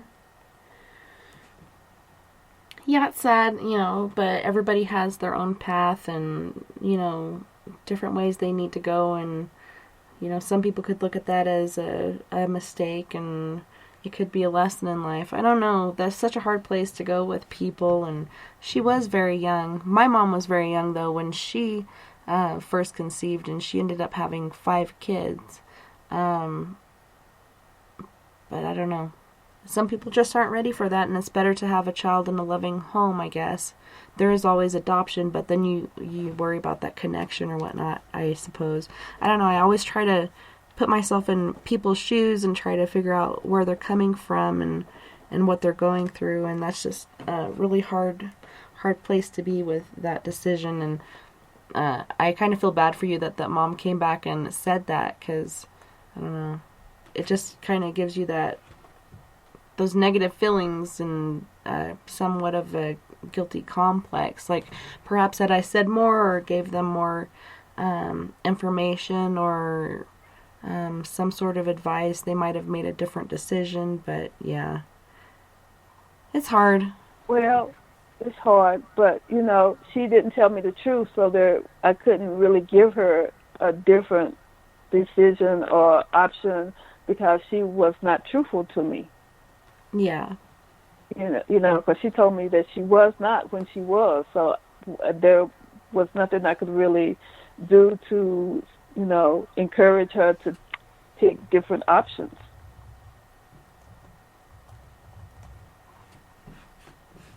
Yeah, it is. It's hard. And sometimes I say things to people not even realizing, like, where it's coming from. If I feel like I need to share that, I'll just put it out there and let them know. No offense or anything, but this just came to me and I feel like I should tell you this. And yeah, it's hard being in that situation where you are there and giving advice and somebody's not being honest with you. Just like when you go to a doctor and you're trying to get medical help, if you're not completely honest with them, or say a psychologist or something, if you're not completely honest, how can somebody really help you with what you're going through?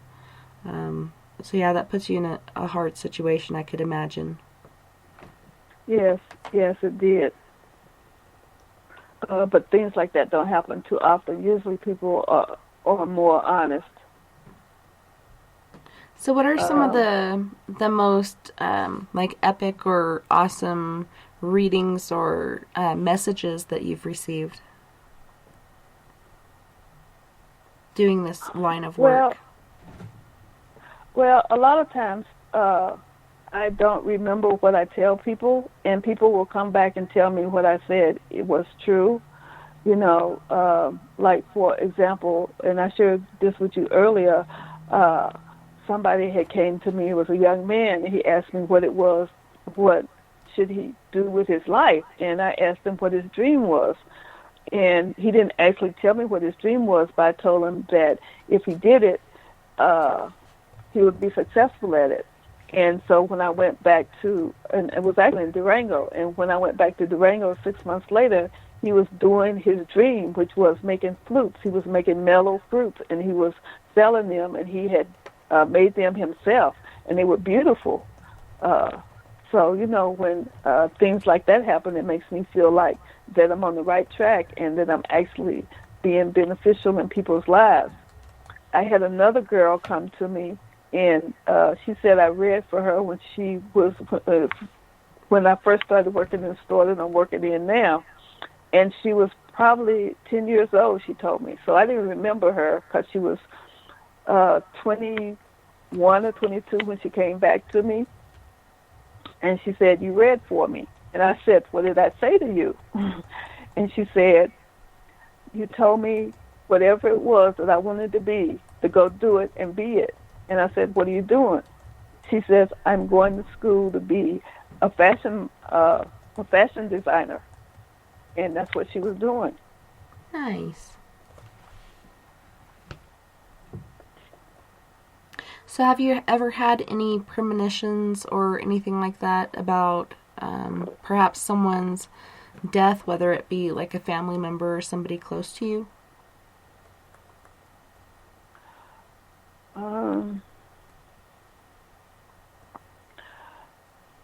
No. Usually I don't want to tune into that, so I don't. I just wait for someone to call me and tell me. Yeah. Yeah. So what do you think about, like, our lost loved ones or whatnot coming to us in dreams? Do you think that that's the easiest way for someone on the other side to come through and to be able to communicate, because it does take so much energy? Or, because that's kind of how I feel through my experiences when I have somebody come to see me in a dream, because it does take so much energy just to be an apparition. And most times when they do talk and you get these EVPs, you're just hearing a whisper. I think the dream state is perhaps like some sort of other plane or realm for them to come through and be able to pass some sort of message along, although sometimes it doesn't make sense to us. What are your thoughts on that? Well, I think they can come to us in dreams, but sometimes I think they come to us in other ways because, like my grandfather used to wear Old Spice, and so one day I smelled Old Spice, and so that told me that he was around me. So, you know, sometimes they come in other ways besides dreams too, and sometimes you just feel their presence. You know, because sometimes when people come to me for readings, they ask about their loved ones that's passed over. And when they do that, I just tune in and say what it is that is given to me for information. And I'm just amazed at they relate to what it is that I'm saying, because I don't really consider myself a medium, but it still comes through, and it's usually accurate. So it can come in many ways. It can come in dreams. It can come in sense. It can, you know, come in a feeling. Yeah. And I was trying to explain that to my niece's mom, because she's like, you know, I'll be fine, and then all of a sudden I'll just get really sad and cry because I'm thinking about her a lot. And I'm like, a lot of times when those thoughts come and they flood you with emotion and whatnot, it's that person coming around to let you know that they're there and they are watching you or looking out for you. And I've had butterflies visit me when going to see my mom or my dad at their grave. And just recently my mom was coming through as a bird, like twice this bird came and just sat really close to me and didn't budge and was just staring at me. And I had come to some realizations that really made me angry towards her as a mother, and how could she allow such things to happen when we're here to protect. And that's just it. You know, I finally got over it. It's not my path, it's not my life, and she did what she did, and everything, I believe, no matter how good or bad, is there for a reason. You know, it could be a mistake. If you learn from it, it's a lesson. And you know, she's not here anymore, so what good does it be being mad at her? And yeah, but they do try to come through, and they try to give you certain feelings. And like you said, you can get that phantom odor where you smell like a cologne, or perhaps if the person smoked, you'd smell their cigar or cigarette smoke, or you know, a song will come on, or there's so many different ways for them to come through.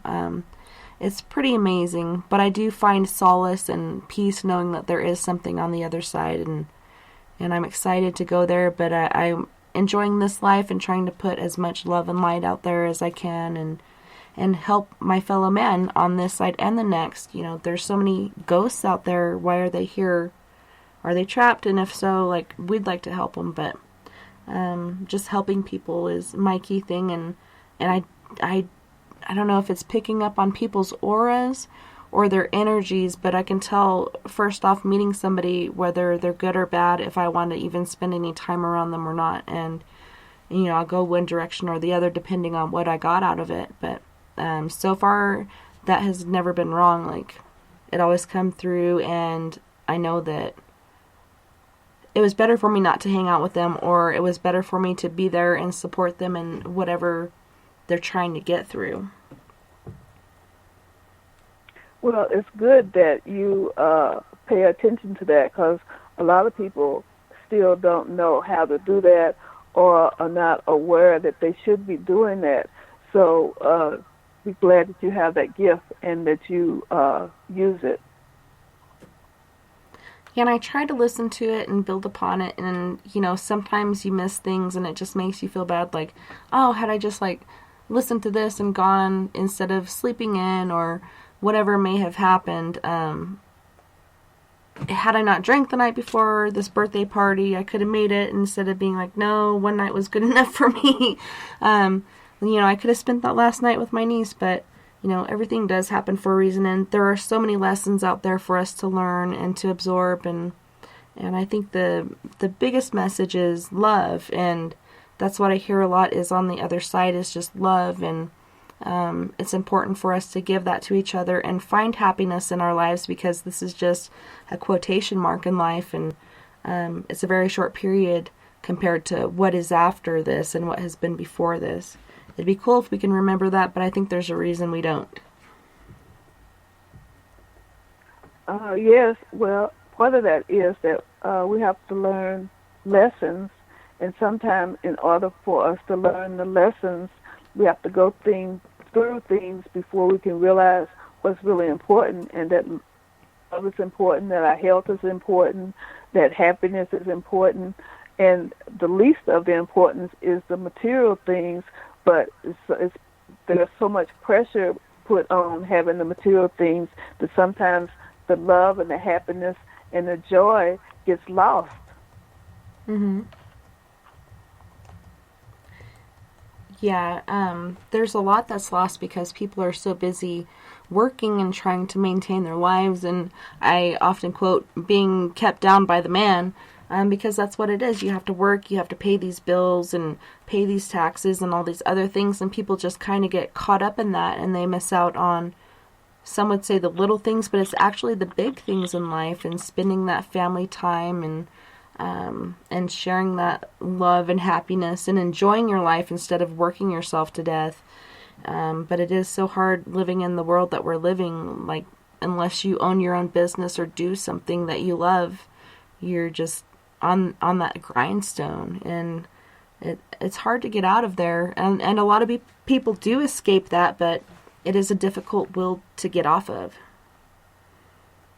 Yes, it is. And there's a lot of people who come to me, they are trying to figure out how they can get off of that wheel because they're not fit.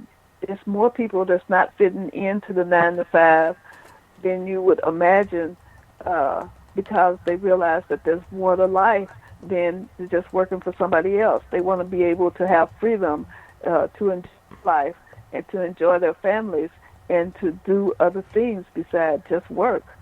Mm-hmm.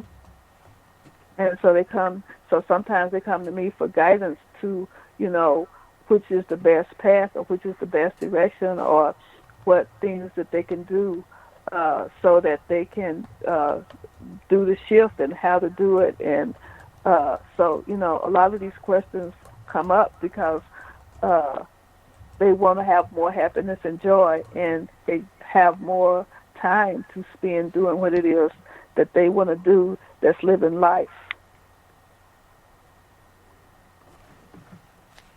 Yeah, and it is so important, and a lot of people do miss out on that. And I think that's why a lot of people do get stuck here, because they missed out on that, and there's a message they got to get across. A lot of times people are raised in abusive situations and have never had that love in their life, so therefore they don't know how to give that love out to others, even their own children, and then they realize this on the other side, and they'll try to say, I'm sorry, and I love you, and I'm so proud of you, or whatever else that they may have wanted to share, because you just build these walls, and you're on this wheel trying to maintain yourself in this society. And I just wished there was a different way. Maybe someday there'll be something out there. But I hear people in Europe actually got it going on, as far as they don't work as much as us, and the healthcare and all these other things. And why can't we get on the same page? It's kind of interesting and sad at the same time. Yeah, that's true. But people aren't giving up. They're still trying to figure it out. And they're still wanting to have what it is that they truly believe will make them happy. So, they try to figure out the process, and that's one of the reasons people come to me is so that I can give them some insight. And sometimes I can't, and when I can't, I tell them I can't, because I'm always truthful about what it is I see and I don't see. And I don't sugarcoat it or try to tell them what they want to hear. I'm just honest and say what I do get. And if I don't get anything, I'll say I didn't get anything. And the other thing about that is sometimes people ask about other people. Like I had this woman come to me, and she had a question about her son. And her son at the time was a teenager. And what I said to her is, he don't want to be read, because I didn't get anything. And he didn't want to be read. He didn't want her to invade his whatever. Eventually, he came to me and got a reading. But, you have to respect the fact that sometimes other people don't want you to know what's going on. It's respecting other people's privacy. So you were telling me earlier about somebody you read for, or she had witnessed you reading or something, and she's like, you can never read for me again. Did we talk about that case already? I'm trying not to confuse our previous conversation with the one we had tonight. Yeah, I read when I was first started reading. One of my friends, when I was first learning, I read for one of my friends. Yeah, we did discuss it. And she wanted me to read for her, and I said that her money wasn't going to get any better, and her boyfriend probably wouldn't last. And she said to me, I never want you to read for me again, because it came true. And I didn't even know what I was doing, but I just read the cards. And so it's like, she was like, I don't want to know. I don't want you to read for me. Yeah, she's like, don't tell me. I don't want to know nothing. When I'm getting married, when I'm going to die, just keep that stuff to yourself. Right. I want to be surprised. Right, exactly. Exactly. And there's people that's like that, because sometimes people bring their friends with them, and they'll ask their friend, do you want to read? And they're like, no, I don't want to know. it's too much information. I don't want to know. Yeah, and sometimes it can be overwhelming. And I don't know. I think that's why I kind of stepped back from the cards. I was just like, my mind was blown, and I just couldn't wrap my mind around it, and I just kind of left them where they lay. And, you know, my kids would get into them or whatnot over the years, and so when my mentor passed, I received so many decks of cards, but before that, I had a friend that brought me some, and my brother-in-law actually bought me some the very same year on Christmas, and I still have yet to get back into them, but I'm inspired. I think I should. I just sometimes kind of worry for some unknown odd reason. Do I really want to get into that, or do I have enough on my plate right now? But it could be somewhat therapeutic or healing for me. Well, you know, you could just pick a card a day and see what it says. Yeah. Yeah, because sometimes my students, they get overwhelmed with all the information that I give in a class. And so after the class is over with, because I teach a advanced class, and they're like, well, how can I really understand these cards? And I'm like, just pick a card a day and forget about the meaning of the card and just see what the card says to you. Write it down at the beginning of the day, and then at the end of the day, see how much what you got that day applied to what you got that morning, what happened during the day. Yeah, and it's important to try different things every day, and I think affirmations are very important too. If you've been in an abusive relationship or grew up in an abusive home or had any sort of some trauma or something that has brought you down and you don't think the most of yourself, I think affirmations really do work. What are your thoughts on affirmations? Well, I think affirmations work, but it's more than just saying the affirmations. You have to put your emotions into them and really believe that they're a possibility, because just saying them sometimes doesn't really make them work. You have to really stick the affirmation to you so that it will work for you and help you to move through what it is that you're needing to move through. And, you know, we are our own worst critics, but at the same time, you know, me, myself, and I, that's who you can really, really depend on in the very end. And it's important that you have your own back, and it's so easy for us to tear ourselves apart. But on the other end, you know, who better to build us up than ourselves? And so I think those are really important to do. And it kind of takes me back to the SNL skit. I like me and I'm worth it, and doggone it, people like me, or something like that. Used to make me laugh, and all the different things that he'd talk about. But looking yourself in the eye in the mirror and telling yourself these things repeatedly is a good way to reverse that internal voice or whatever you have that is not positive. I think it's a good way to go. Yes, it is. Because the other thing that I try to help people with is to love themselves and accept themselves as they are, because sometimes when we're growing up, we're not praised, we're not told that we are really good people, we're not told that we can achieve what it is that we need to achieve. So, you know, self-love is a big part of our own acceptance of us being able to manifest what it is that we want to manifest in our lives. So affirmations help with that also.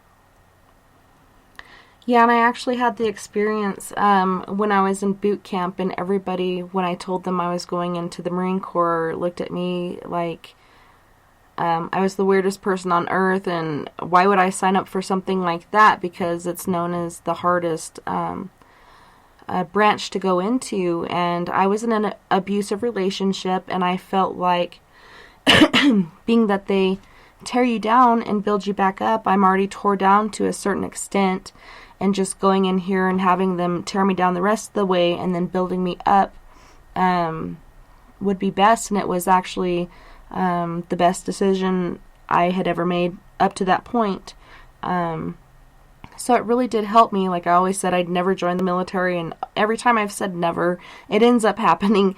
But it was for a reason, and I really needed that, and it really did help to bring me back from, the bottom of the barrel where I felt like I was, where I felt like I didn't have anybody. And but yeah, the one thing that got me through that, which was the point I was going with, I almost forgot it, was that in my head, as I'm running and not thinking I'm going to get through this miles-long run, I can hear people telling me that I can't do it and it's impossible and all these negative things that they were telling me. And that's one thing that got me past that, because I'm so hard-headed and I don't really listen to a lot of people. That kept me going, and it got me past that finish line that I needed to finish. And of course I needed to work on my time and get faster, but it got me across that line, which I, even a quarter of the way through the run, I didn't think I was going to make it, but it helped to push me ahead and to do that. Well, good for you. Very, very good. But a lot of people don't have any idea of how to get over the threshold or to the end of the line. So, I try to help them and give them pointers of how to get in touch with that part of them. Sometimes they have to do things like release their anger, find what really makes them happy, or, it's a number of things that people have to do to get in touch with what can move them past what they're going through to get to where they want to go. Yeah, and what are some ways that, or some examples of that, and ways that you try to help people get through it? What are some examples of some of the walls that we try to get over, and some ways that we can put that into our daily lives to get past the hurdles that we put in our own way? Well, one of the things I teach people is tell people about is internal dialogue. Because sometimes the child that's that the little girl or the little boy that's inside of us don't really know that it's going to be okay, or that we can take care of it, or that we love that small inner child that's in us. And so, I tell them, have an internal dialogue, talk to that little child and tell that child. And while you're doing this, you're holding yourself, embracing yourself with your arms and telling this child that you love it and that you can take care of it and that everything is going to be okay, and what we've been through, we're never going to go through again. That's one of the ways. Sometimes other ways is people are angry, so they need to do something to release their anger. They could exercise, or they could go out in nature and just scream at the universe and God and be and say whatever it is that they need to say so they can release it. Or sometimes they just need to go sit by a stream of water and just bawl their eyes out. So, it's like whatever is appropriate for whatever it is that they need to release to get through whatever it is that they're going through. I suggest that sometimes it's working with crystals. There's a lot of avenues that one can take, and so I help them to figure out which one would be the best for them if I can. And there are so many different paths for us to follow, and sometimes it is stones, or I hate to say it if Renee's listening, or Reiki. She hates Reiki and chakras. But I actually did exercises not too long ago in a group effort with my team. We have a monthly meeting, and we went over grounding and shielding and clearing these different zones, and in different places it's called different things. Some people call them chakras. In Japan or China they call them something else. I cannot remember. But we did these different exercises, and we were so drained because we did a preliminary investigation that day, and just hearing the story, and I don't know if it was being around this woman and her child and her mother, but we were so drained by the time we got to this meeting, and a lot of us were about to call it off, but we decided to go anyways, and it felt like the more and more exercises that we did, the better we felt. And at one point I remember opening my eyes, and it was like I was in a different world. The colors were brighter. I felt energetic and vibrant, and I didn't feel that weight on my shoulders. A lot of times it centers in between my shoulder blades, but it was gone, and I had been working that out before anybody showed up on the park bench, trying to get this knot out of my back and just doing these energy exercises. And because we do tend to store certain energies in certain parts of our bodies, and it actually made it go away. So I didn't have to ask to get my back popped or anything like that. Have you had any experience with any exercises like that?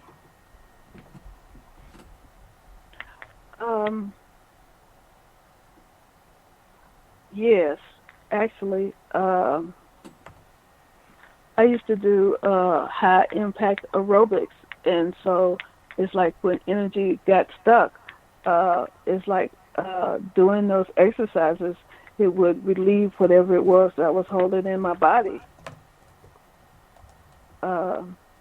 So yes, and doing yoga stretches will do the same thing sometimes too, because if I'm tight and I do yoga, it's like it releases whatever it is that I've been holding on to. So yes. Awesome. Well, on that note, we're going to go to our second break. When we come back on the third hour, you guys can call in with your questions or free readings, and that number is 970-335-9596, and I'll be putting that out there again when we come back after these messages. You guys don't go anywhere. We'll be right back. Heading to Vancouver and looking for some great nightlife? The Moose Vancouver is the place to be. Catch a game on one of the big screens, or just come rock out to your favorite 80s and 90s hair bands.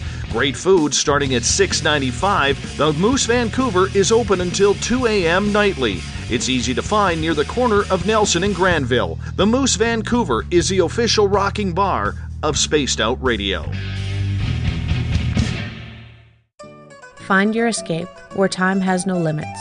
It's about living today and cherishing the heritage of yesterday. A spirit of adventure for what is new, with the nostalgia of the past. Your timepiece is a reflection of who you are. Life surrounded by beauty from the world around us to the soul within. EscapeWatches.com. There is no time like the present to enjoy your escape. Use promo code SMF2017 for your 20% discount today.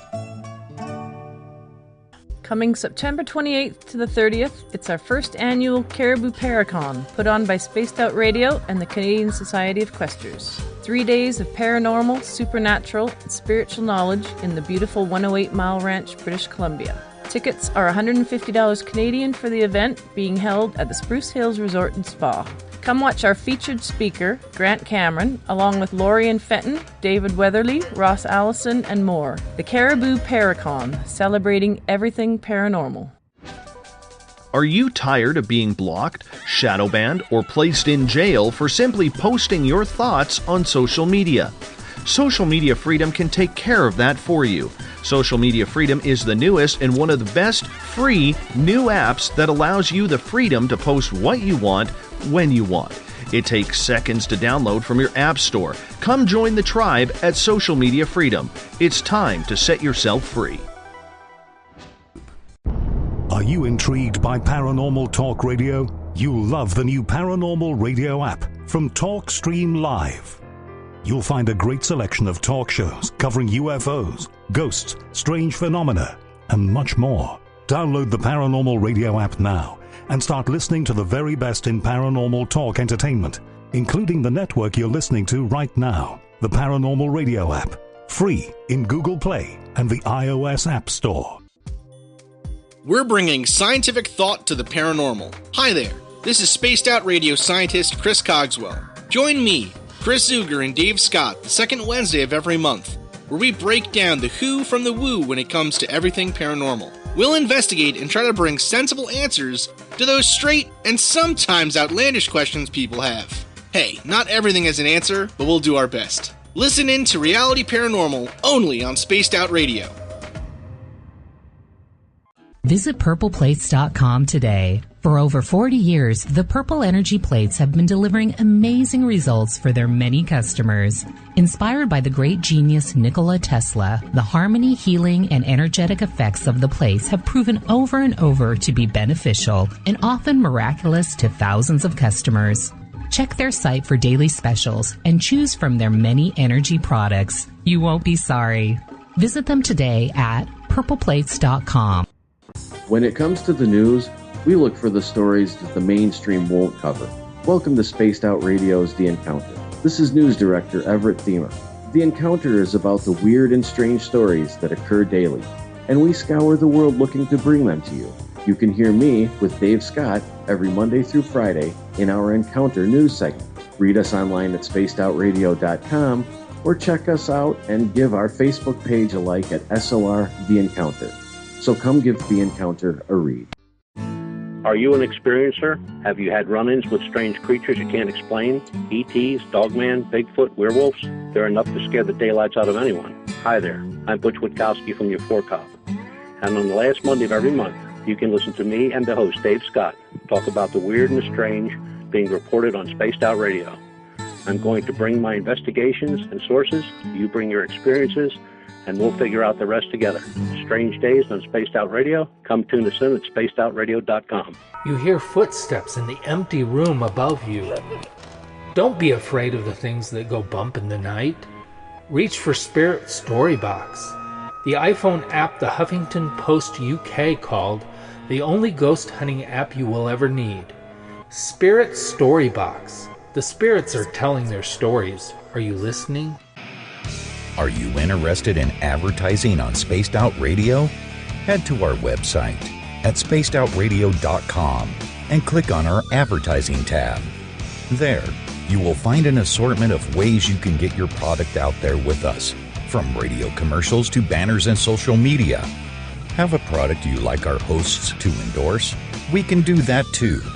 Visit spacedoutradio.com for more details. Looking for nighttime adventure? Old school radio that delves into everything out of the norm? Then check us out at Spaced Out Radio. This is Dave Scott. Every Monday through Friday, starting at 9 p.m. Pacific, midnight Eastern, we're going to take you on a wild ride ranging from conspiracies to true crime and every ghost, alien, and Sasquatch story in between. We're always live, and we're always interactive with you.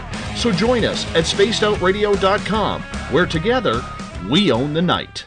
Find yourself constantly looking up in the sky, looking for answers? Have you had extraterrestrial contact? Are you an abductee? Looking for answers to your experiences? Hi there, I'm R. Keith Andrews, Spaced Out Radio's resident ET expert. Join me live the first Friday of every month, where I take questions from the Spaced Out Radio chat room and help you understand those from the far-off world. It's 2 hours of knowledge every experiencer should listen to. Hope to see you there. Tonight's show and topic of discussion do not necessarily reflect the opinion of Spaced Out Radio, SOR Media, or its hosts. Listener discretion is advised. It's hour number 3 of Spaced Out Sunday with host Tessa Nicole Thomas. Follow Tessa on Twitter at TessaTNT. Our website is spacedoutradio.com. Now back to the Rocky Mountains. Here's Tessa.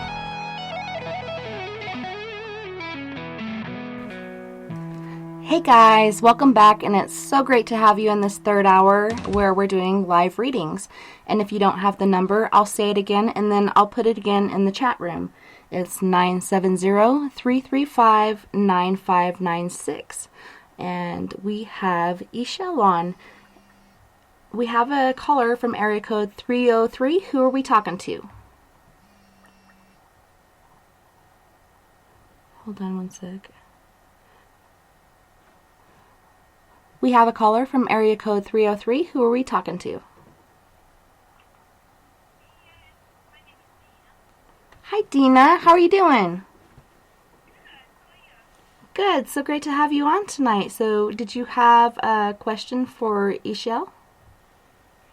Yeah, I have a question for Ixchel.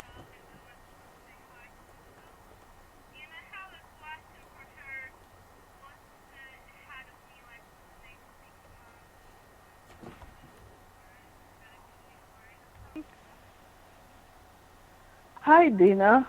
Hey. That's really a broad question. Just but, in general, like, should I get a new car? Like, what's in there? Should I be worried about anything? Okay, I'm pulling cards to try to answer your question. So let me look at the cards for a few minutes, and I will see what I can tell you here briefly about what you have asked me about, because I had already pre-shuffled the cards.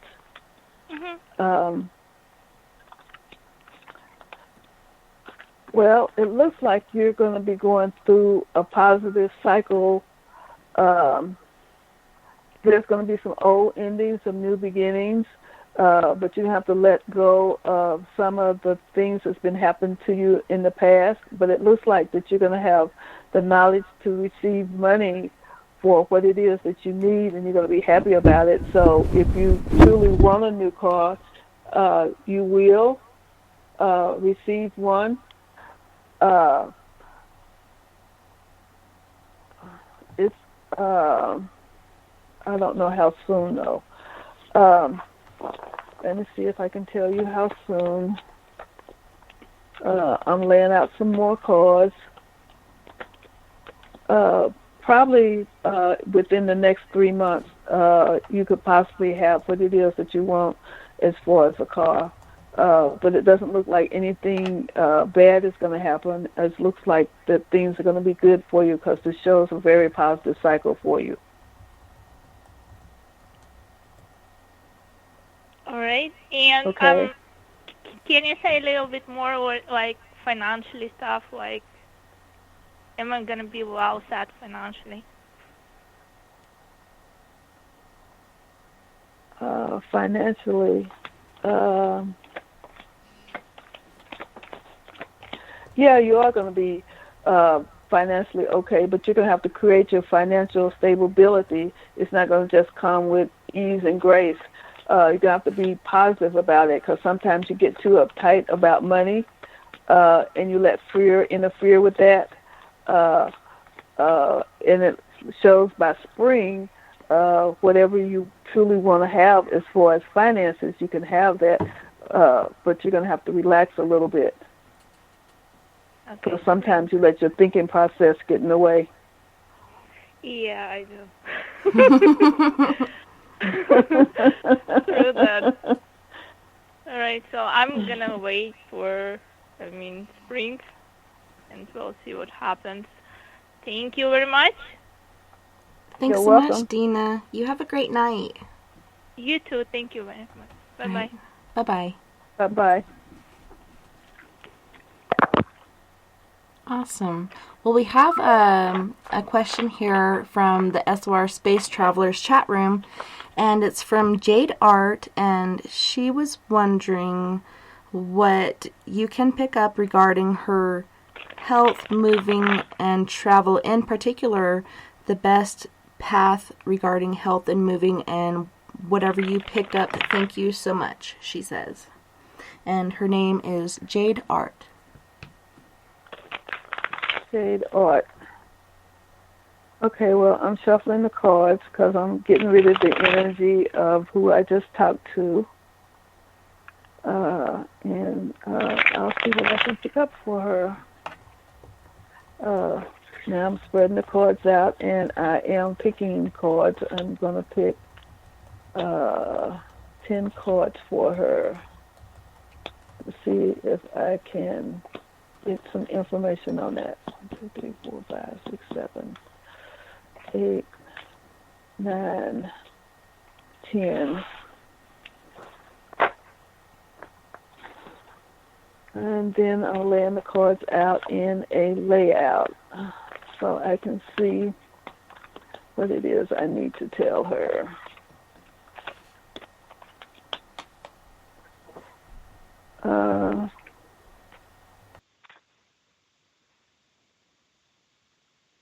Well, it looks like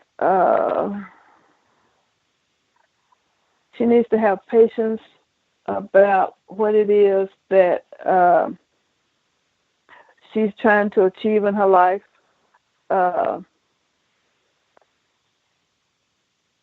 because sometimes it looks like she's fighting with herself about what she's searching for that she wants to come into her life. And it's like some of what it is that she wants to happen can happen here really soon. Looks like she needs to be more clear on her intentions.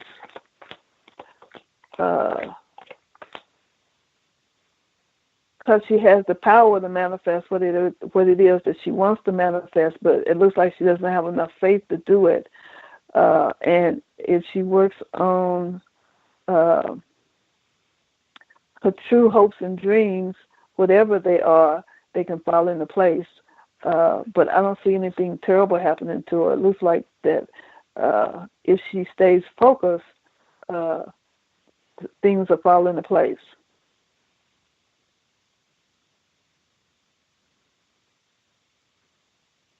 Okay.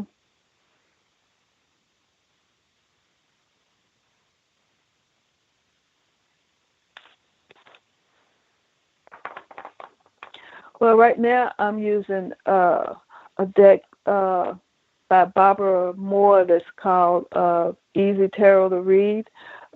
When I teach with the Morgan Greer deck. No, I teach with the Rider-Waite deck because the reason I teach with the Rider-Waite deck is because if you learn how to read with the Rider-Waite deck, it has so much symbolism in it, you can usually pick up other decks and read with it. The other deck that I read with is one of my favorite decks is Morgan Greer because it's so colorful. And another deck that I use on a regular basis is U.S. Games came out with a borderless, it's called Smith-Waite deck, but it's really the Rider-Waite deck without a border. So those are the most common decks that I use.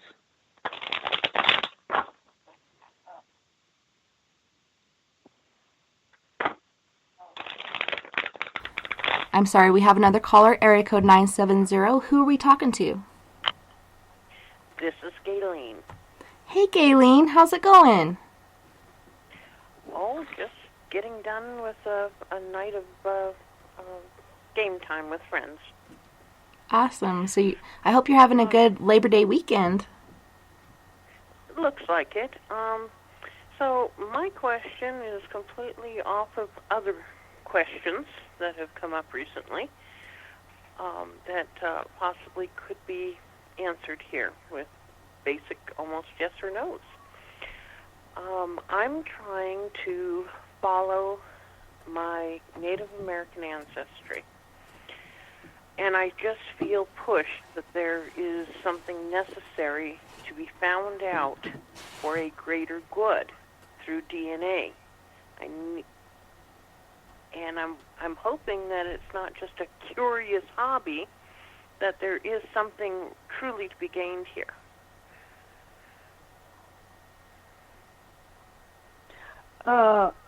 What I get psychically about that is, yes, there is.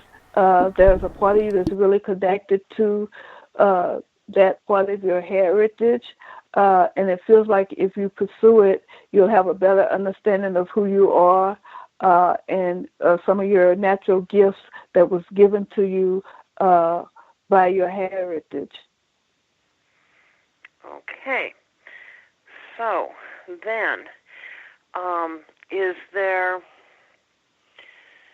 something that can be picked up that might help me point this direction to a particular, I'm looking for a name for a grandmother. A name for a grandmother? I don't understand. The Indian grandmother. Are you looking for the name of your Indian grandmother? Is that what you're saying? Her true name, so I can look this up through government records.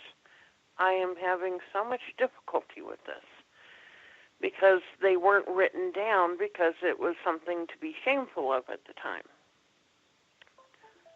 She was purported to be German, but she's not.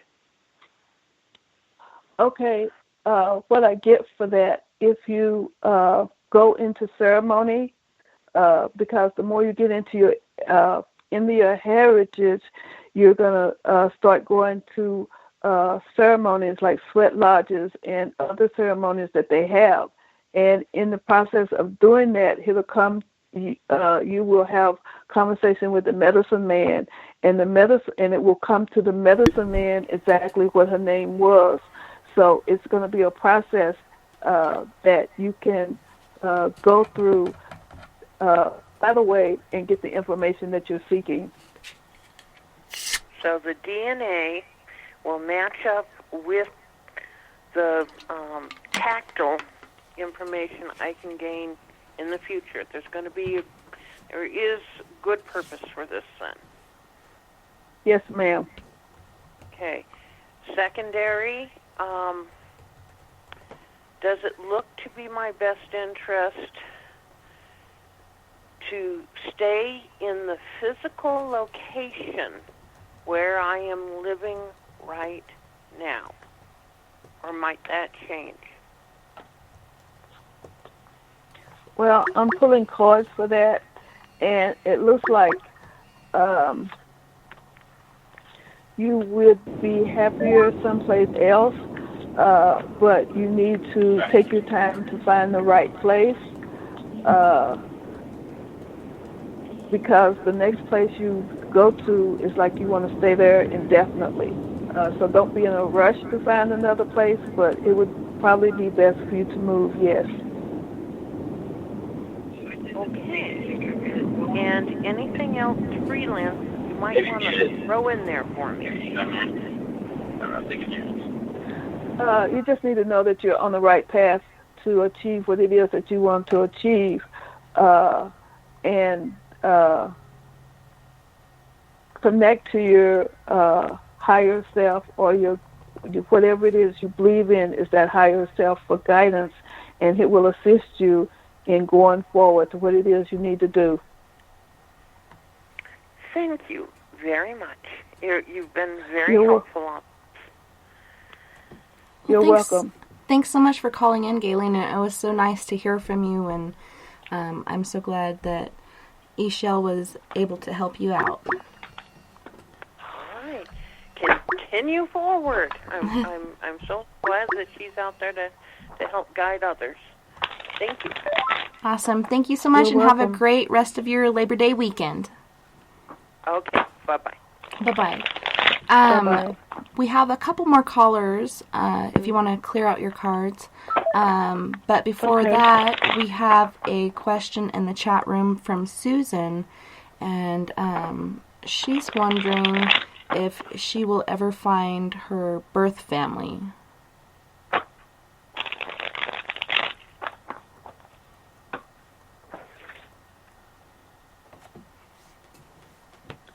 Okay, so I'm not getting a clear answer on that. It's sort of iffy.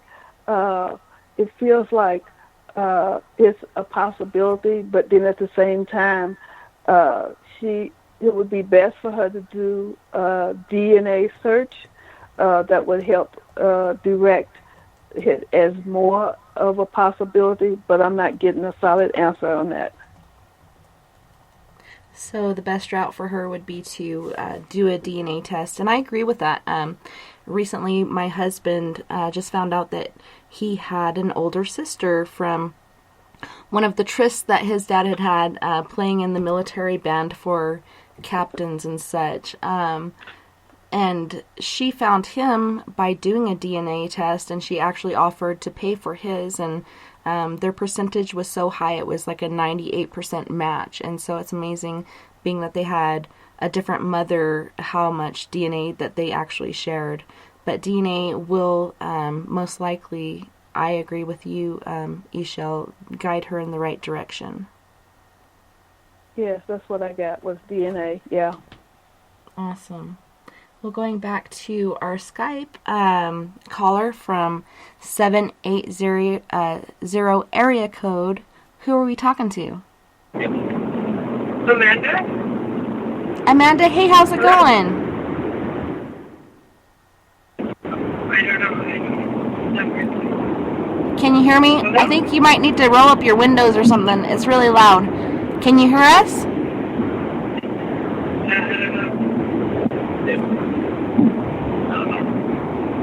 Maybe she muted. Amanda, can you hear us? Hello? Hello? Hello? Can you hear us now? Hello? Amanda, can you hear us? Hello? Hello? Hello? Hello? I don't think she can hear us. Can you hear us? Hello? Where'd the phone go? Yeah, I can hear you. Can you hear Okay, me? yeah, we can hear you now. If you have your windows down or whatever, can you roll them up real quick? I felt like I was in that Sprint commercial. Can you hear me now? Yeah. Well, thanks so much for calling in.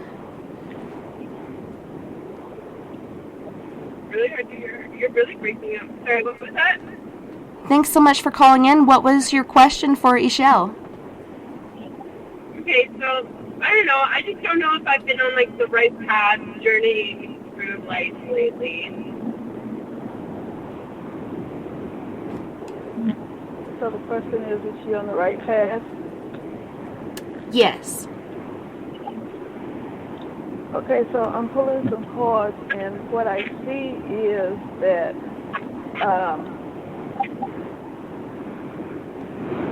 sometimes you don't see clearly what the path is, and that you do have the ability to create the path that you want to create, and it's part of your growth to do that. But sometimes, because of the doubt that you have, it's being harder for the things that you want to achieve to happen. But it looks like you're going to make some changes in some things that needs to be changed so that you can be on the path that you want to be on. It's going to take you a little while. It probably will be sometime next year before things change the way you would like for them to, but they will change. Okay.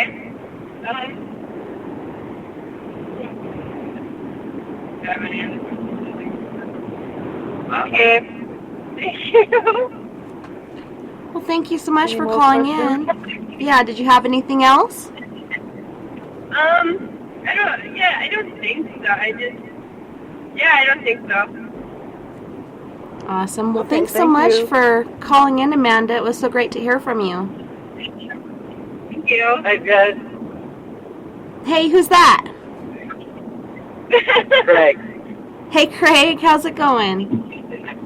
Oh, good. Just driving. Yeah, I can Thanks, hear guys. that. Well, good to hear from you, Craig and Amanda, and I hope that we were able to help you out tonight. Yeah, you definitely were. Awesome. Well, thank you so much, and you guys have a awesome and safe rest of your Labor Day weekend. You as well. Thank you. Thank you. Good night, guys.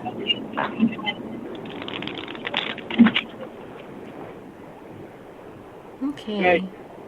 Good night. So our next caller is from area code 662. Who are we talking to? Hey guys, it's Kaden and Alyssa. Hey, Caden and Alyssa. How's it going? It's going well. So, my question is kind of for the both of us. We were just wondering, good, bad, or ugly, what does the future hold for our side job or our side work that we do?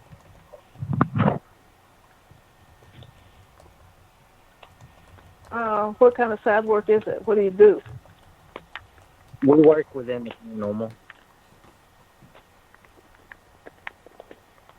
You work within what? The paranormal. Paranormal. Paranormal. Okay, 1, 2, 3, 4, 5, 6, 7, 8, 9, 10. I'm pulling cards for that.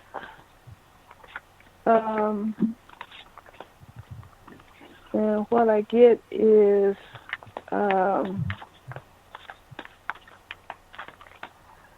it looks like if you hang in there, because it looks like you have the knowledge to bring to you the financial stability that you want to bring to you within what it is that you're doing.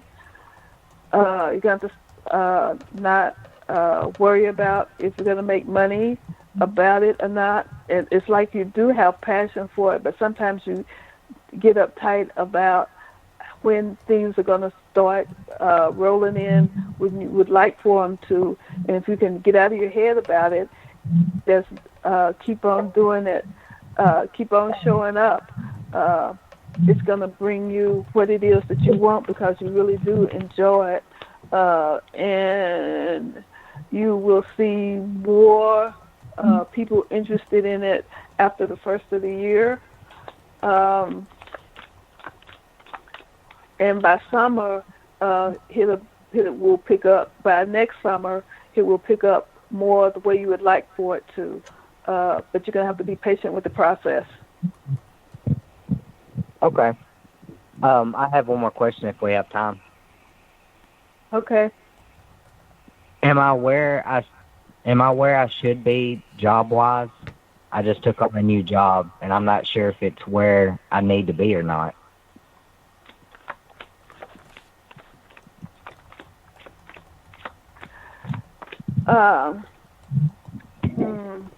It looks like after the first, you're not going to like your boss. It looks like, that's what I just got psychically.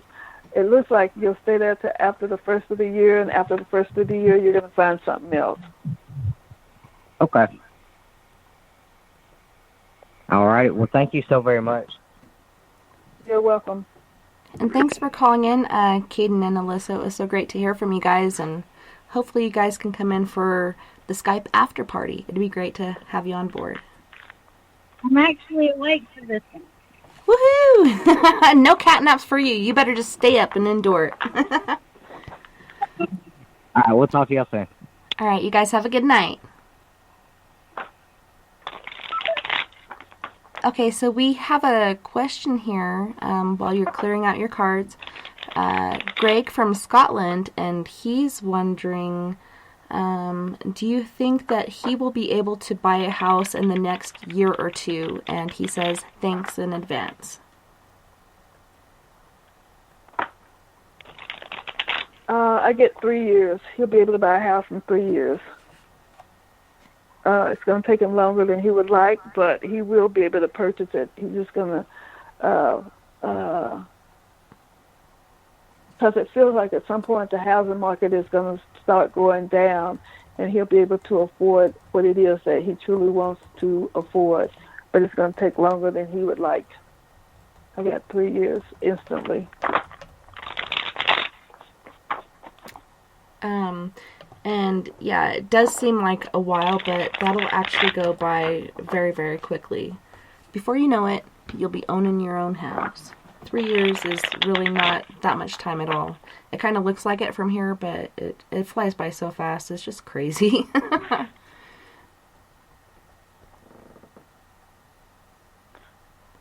Next question. I'm ready. I'm looking in the chat room to see if I have missed anyone. And I'm not seeing anything. When you are using your cards and you get this psychic message, where exactly are your messages coming from? I think my messages come from God or a higher source, the universe, whatever, from God. And do you get, do you feel like it's the same outlet every time, or does it kind of switch around depending on who's asking the question? Well, sometimes it comes from the other person's angels, or the other person's guides, or the other person's whatever it is that they believe in. I just trust that what the information that I'm getting is coming from who that I connect to, but sometimes it's coming from their, whatever their belief is too. That's awesome. And it's cool how you get these different interactions when you're getting these messages. And Greg in the chat room was saying, nice one, and great. I think he liked the answer on that. So that's a good outcome for him. And I'm still scrolling the chat room here, looking for messages or questions. Is there other things that you'd like to share with people as far as taking your life's paths and little triggers that they might notice that they should be aware of and listen to? Just different triggers, or I don't know. What should somebody be looking for when they're looking for answers in their life? Well, one of the big things is that most people have to learn how to trust their own gut feelings, or know that what it is that they truly want is really attainable. It's all about their belief and their trust in that it's a possibility. Because sometimes we allow doubt or fear to interfere with what it is that we truly want to do, and that doubt or that fear is a block. Because the more we can focus on the positive of what it is that we truly want to do or attain or go and be and do, the more that we'll be shown the path that we need to take so that can happen. Well, we have a question here in the chat room, and this is just from Sandra for a general reading. Sandra Heath is her name. And I love her picture. It's beautiful. Okay, so a general reading, I'm going to pull cards for that. So that's what I'm doing, is pulling cards. And so 1, 2, 3, 4, 5, 6, 7, 8, 9, 10, 11, 12, 13. Since it's a general reading, I'm going to use my layout that I have made that I do a general reading with when I read for people. And so now I'm laying out the cards. And I will start to tell her what I see in a few minutes for her.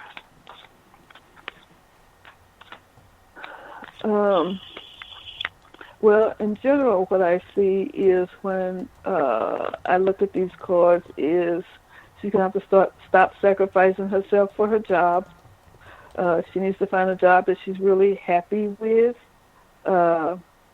And it looks like she's okay with the job that she has now, but I see her this fall finding one that's more positive, that pays more money. It's part of the plan. And I also see that later on she's going to take a vacation, and it'll probably be a 2-week vacation to someplace to where she's been wanting to go. And I also see that she has the capabilities to be a teacher if that's what she really wants to do, teach something that she really loves to do, that really makes her happy, but she hasn't decided what that is yet. Awesome. She says she's not working. Well, she's going to get a job here soon, because this shows a job. I would say within, this is September, with fall starts the 21st. So she's going to get a job either the end of the month or beginning of the month, because it says fall soon. She says, oh. All right. Do you have anything else to go on that, Sandra? Do you have any other questions? And I'm not seeing anything coming up right now, and it does take a little bit to come through on the chat room. There's a tiny bit of a delay, so I'm just going to wait for a second before we move on to this next caller. Okay, well, I'll be shuffling while you're doing that. She says she has been thinking about a trip, so that was good on your part for picking up on that. Somewhere that she's always wanted to go. So that's pretty cool. Yeah, yeah. A trip to Thailand, she says, is so beautiful there. And if you do go to Thailand, get me some of those silk pants that you just wrap around and tie in the front. It's kind of funny how those work. You just drop the front after you untie it, and it's just one piece. You just wrap it around and tie it. I had a pair of those. My friend Crit went and got me a pair, and our house got foreclosed on, so I lost a lot of things in there. We weren't quite prepared for that. But moving on, we're going to area code 330. Who are we talking to? This is Moonlit. Hey, Tessa. Hey, how's it going? This is Kevin. Huh? How you guys doing tonight? This is Kevin. Kevin. Yeah, how's it going, Kevin? Yeah. You said Moonlight. You're doing good. Yeah, I knew who you were saying. It's Kevin, Moonlight. Okay, every time I say Moonlight, you always say, who's this? Anyways, hey, forgive me for this, but is it Ixchel? Is that how you pronounce your name? Ixchel. Ixchel. That's a beautiful name, by the way. Hey, I did want to say something earlier. You sound nervous at times when you're speaking, but you're a very eloquent speaker, and I love the way you talk about things and how your readings and stuff come from the heart and come from your religious background and stuff. And I just want to say you've been doing such a great job on the show tonight. Thank you. I was hoping you could do a general reading. I was a little bit nervous. And well, anyways, I was hoping you could do a general reading for me if you could, please. Okay. Well, I'll pick cards for you. So 2, 3, 4, 5, 6, 7, 8, 9, 10, 11, 12, 13. And so I will lay the cards out and tell you what they say. Great.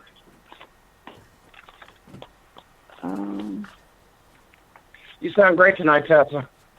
Oh, thanks so much, Kevin. And it's so great to hear your voice always. I love cutting up with you in the chat room, and just hearing your voice makes me feel that much more closer to you. And I'm so glad you called in. Oh, thank you. And I'm glad I did call. It's like, okay. Okay, so general reading. It's time for you to let go of old things so new things can come in, because it's like whatever goals you've been searching for, it's time for that to happen. Part of that is you need to let go of thinking about the past, because sometimes you get stuck in old thought patterns that don't serve you. And it's like by you having the faith of what it is that you're searching for coming to you, it's like it will come. And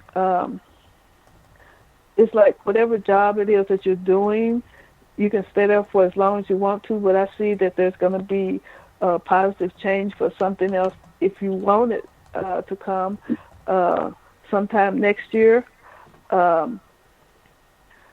So it's like things are going to change for better, but you're going to have to do the work in order for them to change the way that you want them to change, so you can achieve what it is that you want to achieve. And it's about letting go of the old so the new can come in. And that's been a hard thing for me. I've got to get, I can't get some of these old things out of my brain, and I've got to forgive some people for wrongdoings in the past, and I've been working at that so hard. And I just doesn't seem at times that I'm making any progress. And I'm trying to let him go, and if you have any advice on how to do that, I'd love to hear it. Well, the first thing I would suggest is forgiveness. Part of it is forgiving yourself and forgiving them, because sometimes, and sometimes that's hard to do also, but if we can do forgiveness, for what it is that, whatever happened, that helps. And the other thing that helps is if we can start being grateful for what it is that we already have every morning and every night for what good that happened to us during the day. That helps because that changes our focus and our shift to something more positive. Okay. I see where you're going there. Yeah, it does.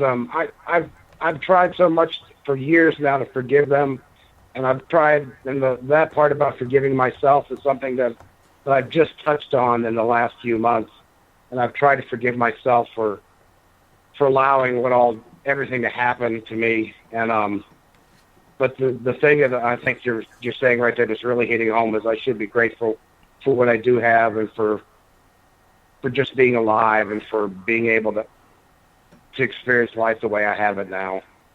And yes, and that exactly. might be the key. And I gotta say, on that plane, when you are a victim, you tend to go to that place where you do blame yourself. I went there as well, and it's not your fault. It's really not. You know, we always think there's something I could have done differently to keep me from going down that way, but it's really the person that did that to you that is at fault. It's not your fault, and you are the victim. And you know, don't play the victim. Get past that. And forgiveness is something not only for the person that you're trying to forgive, but more of a gift for yourself, because when you are able to let those things go, it releases this weight from your heart and your shoulders, and you feel footloose and fancy free, like, you know, light as a feather. And it really is hard to let some things go, but you got to realize it was not your fault, and you know, perhaps there was something wrong with this person, the way that they were treated growing up or whatnot, that made them do this to you, because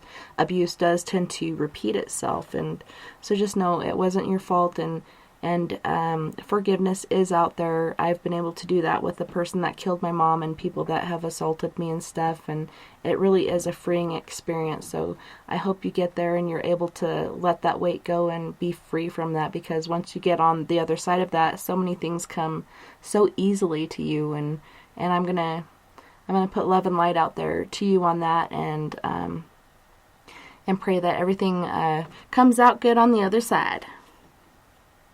Thank you, Tessa. Thank you both, and have a great evening. Thank you, Kevin. You have a great night, and be careful and have fun on the rest of your Labor Day weekend. You too. Bye-bye. Bye-bye. Bye-bye.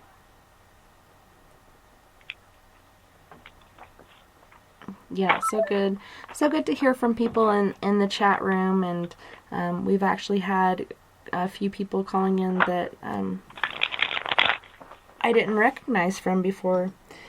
So I'm looking in these different chat rooms, and I'm not picking up anything yet. Let's see.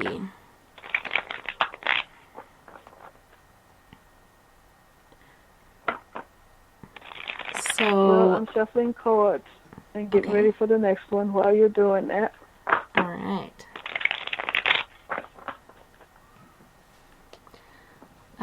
Well, Mackenzie here is saying she's been stuck in a relationship that has felt kind of one-sided, and she's wondering, is she on the right path, or should she just leave this chapter behind and move on? So I'm gonna pull cards for her to so I can answer that question. And so 1, 2, 3, 4, 5, 6, 7, 8, 9, 10, 11. So I will lay the cards out, and let's see what the cards say. I'm laying the cards out, and I will be done with that in a minute.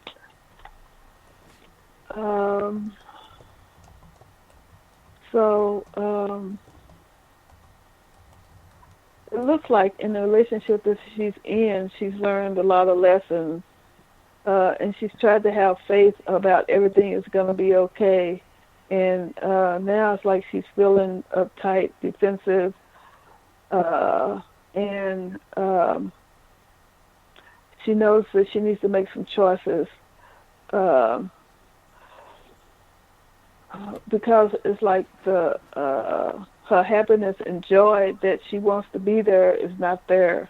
Mm-hmm. And she's going to see that if she stays there, the love that she wants to receive is not going to come. So I can't tell her whether she should stay or go, but she needs to look at what's good for her, what's making her happy, what's not making her happy.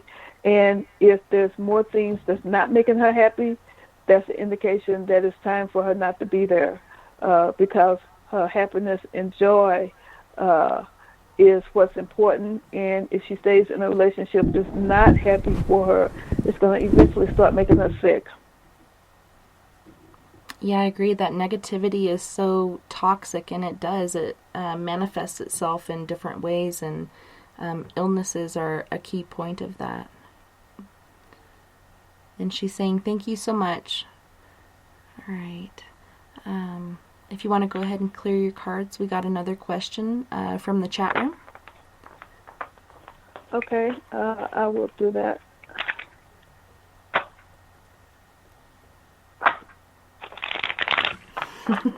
Kevin says he's getting attacked by cats now. I see. How funny.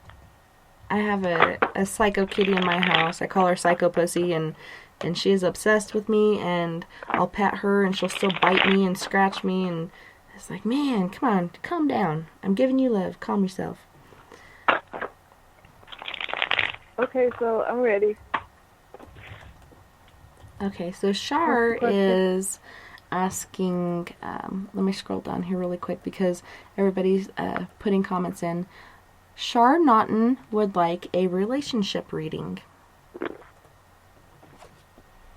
A relationship reading? Is she in a relationship? I don't believe so. I think she's maybe just thinking about, is there one on the horizon? But I'll wait here for a second and see. Shar, are you in a relationship currently, or are you looking to be in one?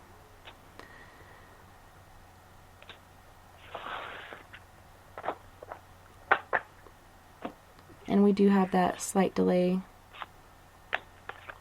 Okay, well, I'm laying out cards to answer this question while she's doing whatever that delay is.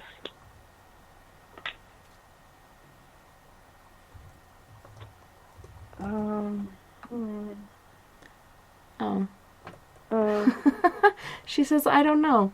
I don't understand how that's an answer. She doesn't know. Maybe it's not reciprocated. I'm not sure. Okay, I don't know. It's pretty vague. Yeah, I know. Okay, so what I see from laying out the cards is what she wants in her life is balance. She needs to do some internal work to find out what happiness is for her, because whatever's going on right now, she's putting too much of her energy into it, and it's a little bit of a struggle. She wants this to work out and be victorious, but it looks like she's sacrificing herself more than she should be, and she needs to look at if this is really good for her or not good for her, and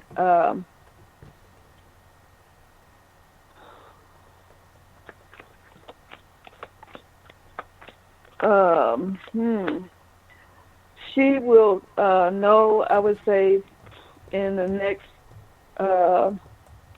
month or two if it's going to work for her or not, because she's going to do some inner work to see what love really is for her, and if this really feels like it or not. It feels like she's being taken for granted too much. That's what I get psychically. Yeah, and she should try to take that power back, and like you were saying earlier, focus on happiness and what makes you happy, and in the long run, like, look out in the distance and you can see what's going on. You just gotta pull up the blinders. Greg in the chat room was saying, I don't know if this has been asked, how does the guest keep her focus? I find myself practicing telepathy along with meditation, then suddenly I lose interest for a few weeks. When I get back into it, I'm back to square one. Any tips would be appreciated. How do I keep focus? Well, it's practice.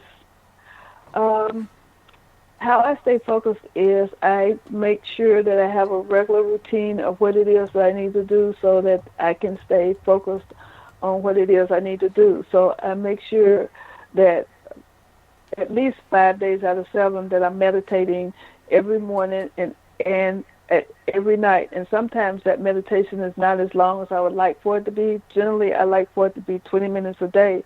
But if I can't get in but 5 minutes each time, that's better than no meditation whatsoever. And I also make sure that I am cleansing my energy on a regular basis, because I find that if I'm not cleansing my energy on a regular basis, some kind of way, whether that be saging my body or taking a bath or using stones or doing whatever it is that I do to cleanse my body, then I can't stay focused because I've let too much of other people's energy enter my energy field, and that is also a distraction.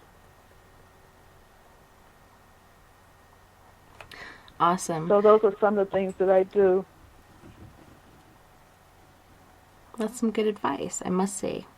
Harlan in SOR Space Travelers, and I would say her whole name, but she's got like 4 different ones, and I don't even know if I could pronounce that, but she's asking if you have pets, and if so, to talk about them, and I'm not sure if she means, like, do you believe that animals are able to pick up on the paranormal or see things?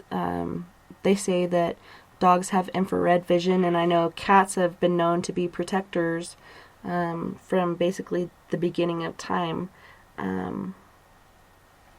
Do you have pets, and what do you think about pets and their gifts? I did have a dog, but she passed away a couple of years ago. And yes, I feel like they can see things or feel things that we don't, because it's always interesting to me, because in the store that I work in, people bring in their dogs and sometimes their cats, and it's always interesting what they feel energies, and so they will readily go to certain people, and certain people they'll stay away from. Because like for me, dogs always come up to me. They want to jump on me, they want to lick me, they want to, because they like my energy. But animals, just like we sense energies, they sense energies, and they do see things that we can't see. And they know things that are there, and sometimes they bark at things, and we wonder what they're barking at, because they see what we don't. And sometimes cats are the same way. They see stuff too. Yeah, I agree with that. We've had dogs pick up on stuff and run and start barking at it and acting differently than they usually would if there were somebody they didn't know or something going on. And more with my cats than anything. My cat ran and hid underneath my chair and poked his head out in between my legs and was looking up and to the ceiling, and his head was going back and forth really fast and around the room, and then I started to pick up on the energy that was there, and it just made me think back to a time when, you know, cats were used as protectors in pyramids and whatnot, and just the gifts that they have as far as their sixth sense, or perhaps it's their sight or something more. I mean, there's so many studies being done, and different weird things with pets. You know, how they go to the bathroom with us when we go to the bathroom, and to them that's their most, the time where they're most vulnerable to the world, and so they feel like when they're going to the bathroom with us, they're looking out for us and protecting us, even though we know there's no harm going to be done there, unless we're like Elvis Presley or something. But it's pretty interesting things that they pick up on, and their vision or that gift that they have going on. Okay, so I'm putting a note here. 5 minutes left. Actually, we're only down to 3. If you guys want to call in, the number is 970-335-9596. That's 970-335-9596 if you'd like to get a really quick last-minute reading. So, being that we have 3 minutes left, is there anything else that you'd like to talk about tonight, Ixchel? Well, people need to be in touch with how they feel so that they can have a radar to what is really to the best thing for them and what they need to do in their lives. And it also, like we was talking about before, gives one a signal about who to let into their life and who not to let into their life. And it gives them a sense of that they're okay and that their life will be okay and that they can manifest what it is that they truly need to manifest. And I can agree with that. And I think the more that you listen to your gut instinct and pick up on these key points or readings that you're doing yourself on somebody you're just meeting, if you don't get a good feeling about them, there's a reason. And like we were talking about pets before, if your dog doesn't like somebody, there's a good reason for that. And even with kids, kids have pure souls and this certain light about them, and they can pick up on that as well. But just to listen to those instincts repeatedly, see where it takes you, and if you get a thought, maybe I should go this way on the way home instead of that way, listen to that and go that direction. Who knows what you could be avoiding or what you might come across. And gut instinct is very key, and I don't know if it's something primal within us, but it really does work. And it's important also with dealing with yourself, but also with your family when you have kids or whatever around, to pick up on those and not let those people dwell in your life. And if you're just a single person, you know, there are those things out there that people refer to as energy vampires, or people that are, I like to call them ask holes, ASK holes, because they just ask the same question over and over and over again. And no matter how many times you give them advice, they just keep asking this, like, don't you listen? Like, you have ears for a reason, and I'm giving this advice, but I think some people just like to dwell in that turmoil. Yeah, some people stay stuck in, as I like to say, stay stuck and stupid. Yeah. And I'm not calling anybody stupid, but it's like they stay stuck in the same situation and they're not doing anything to change. So how are the results going to change if you haven't did anything to change yourself so that your circumstances can change? Because it all begins with what's within us. You know, it's what we are doing within ourselves or thinking within ourselves that will make the change. And if you're not willing to do the work, nothing is going to change. I totally agree. Well, we're on the last leg of our trip, so would you like to share your website and a place where people can find you and communicate with you and perhaps do future readings with you? I can be found at readingbyixchel.com. That's my website, and you can book on my website.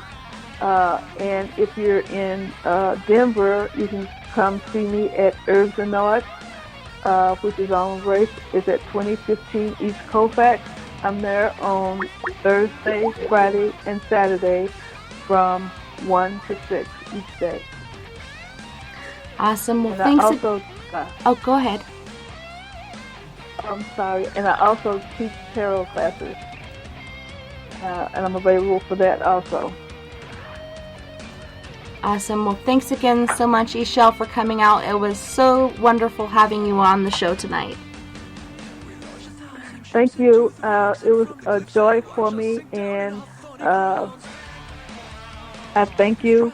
Namaste. Namaste, and you have a wonderful rest of your holiday weekend. And thank you so much to everyone in Spaced Out Radio, Facebook, Spreaker, Twitter, Paranormal Radio, TalkStream Live, Deep Talk Radio, and wherever else you're listening tonight in the universe. I had a wonderful time this evening, and it was my pleasure, literally and figuratively, and I can't wait to do it again next weekend on spaceoutradio.com. Until next time, nighty-night, love and light to all my space cases out there, and don't forget, we are all in this together. Together we can make the world a little better, and together, my friends, we own the night. You guys have a wonderful week, and I'll see you back here next weekend. Take care, be safe, and look out for those motorcyclists.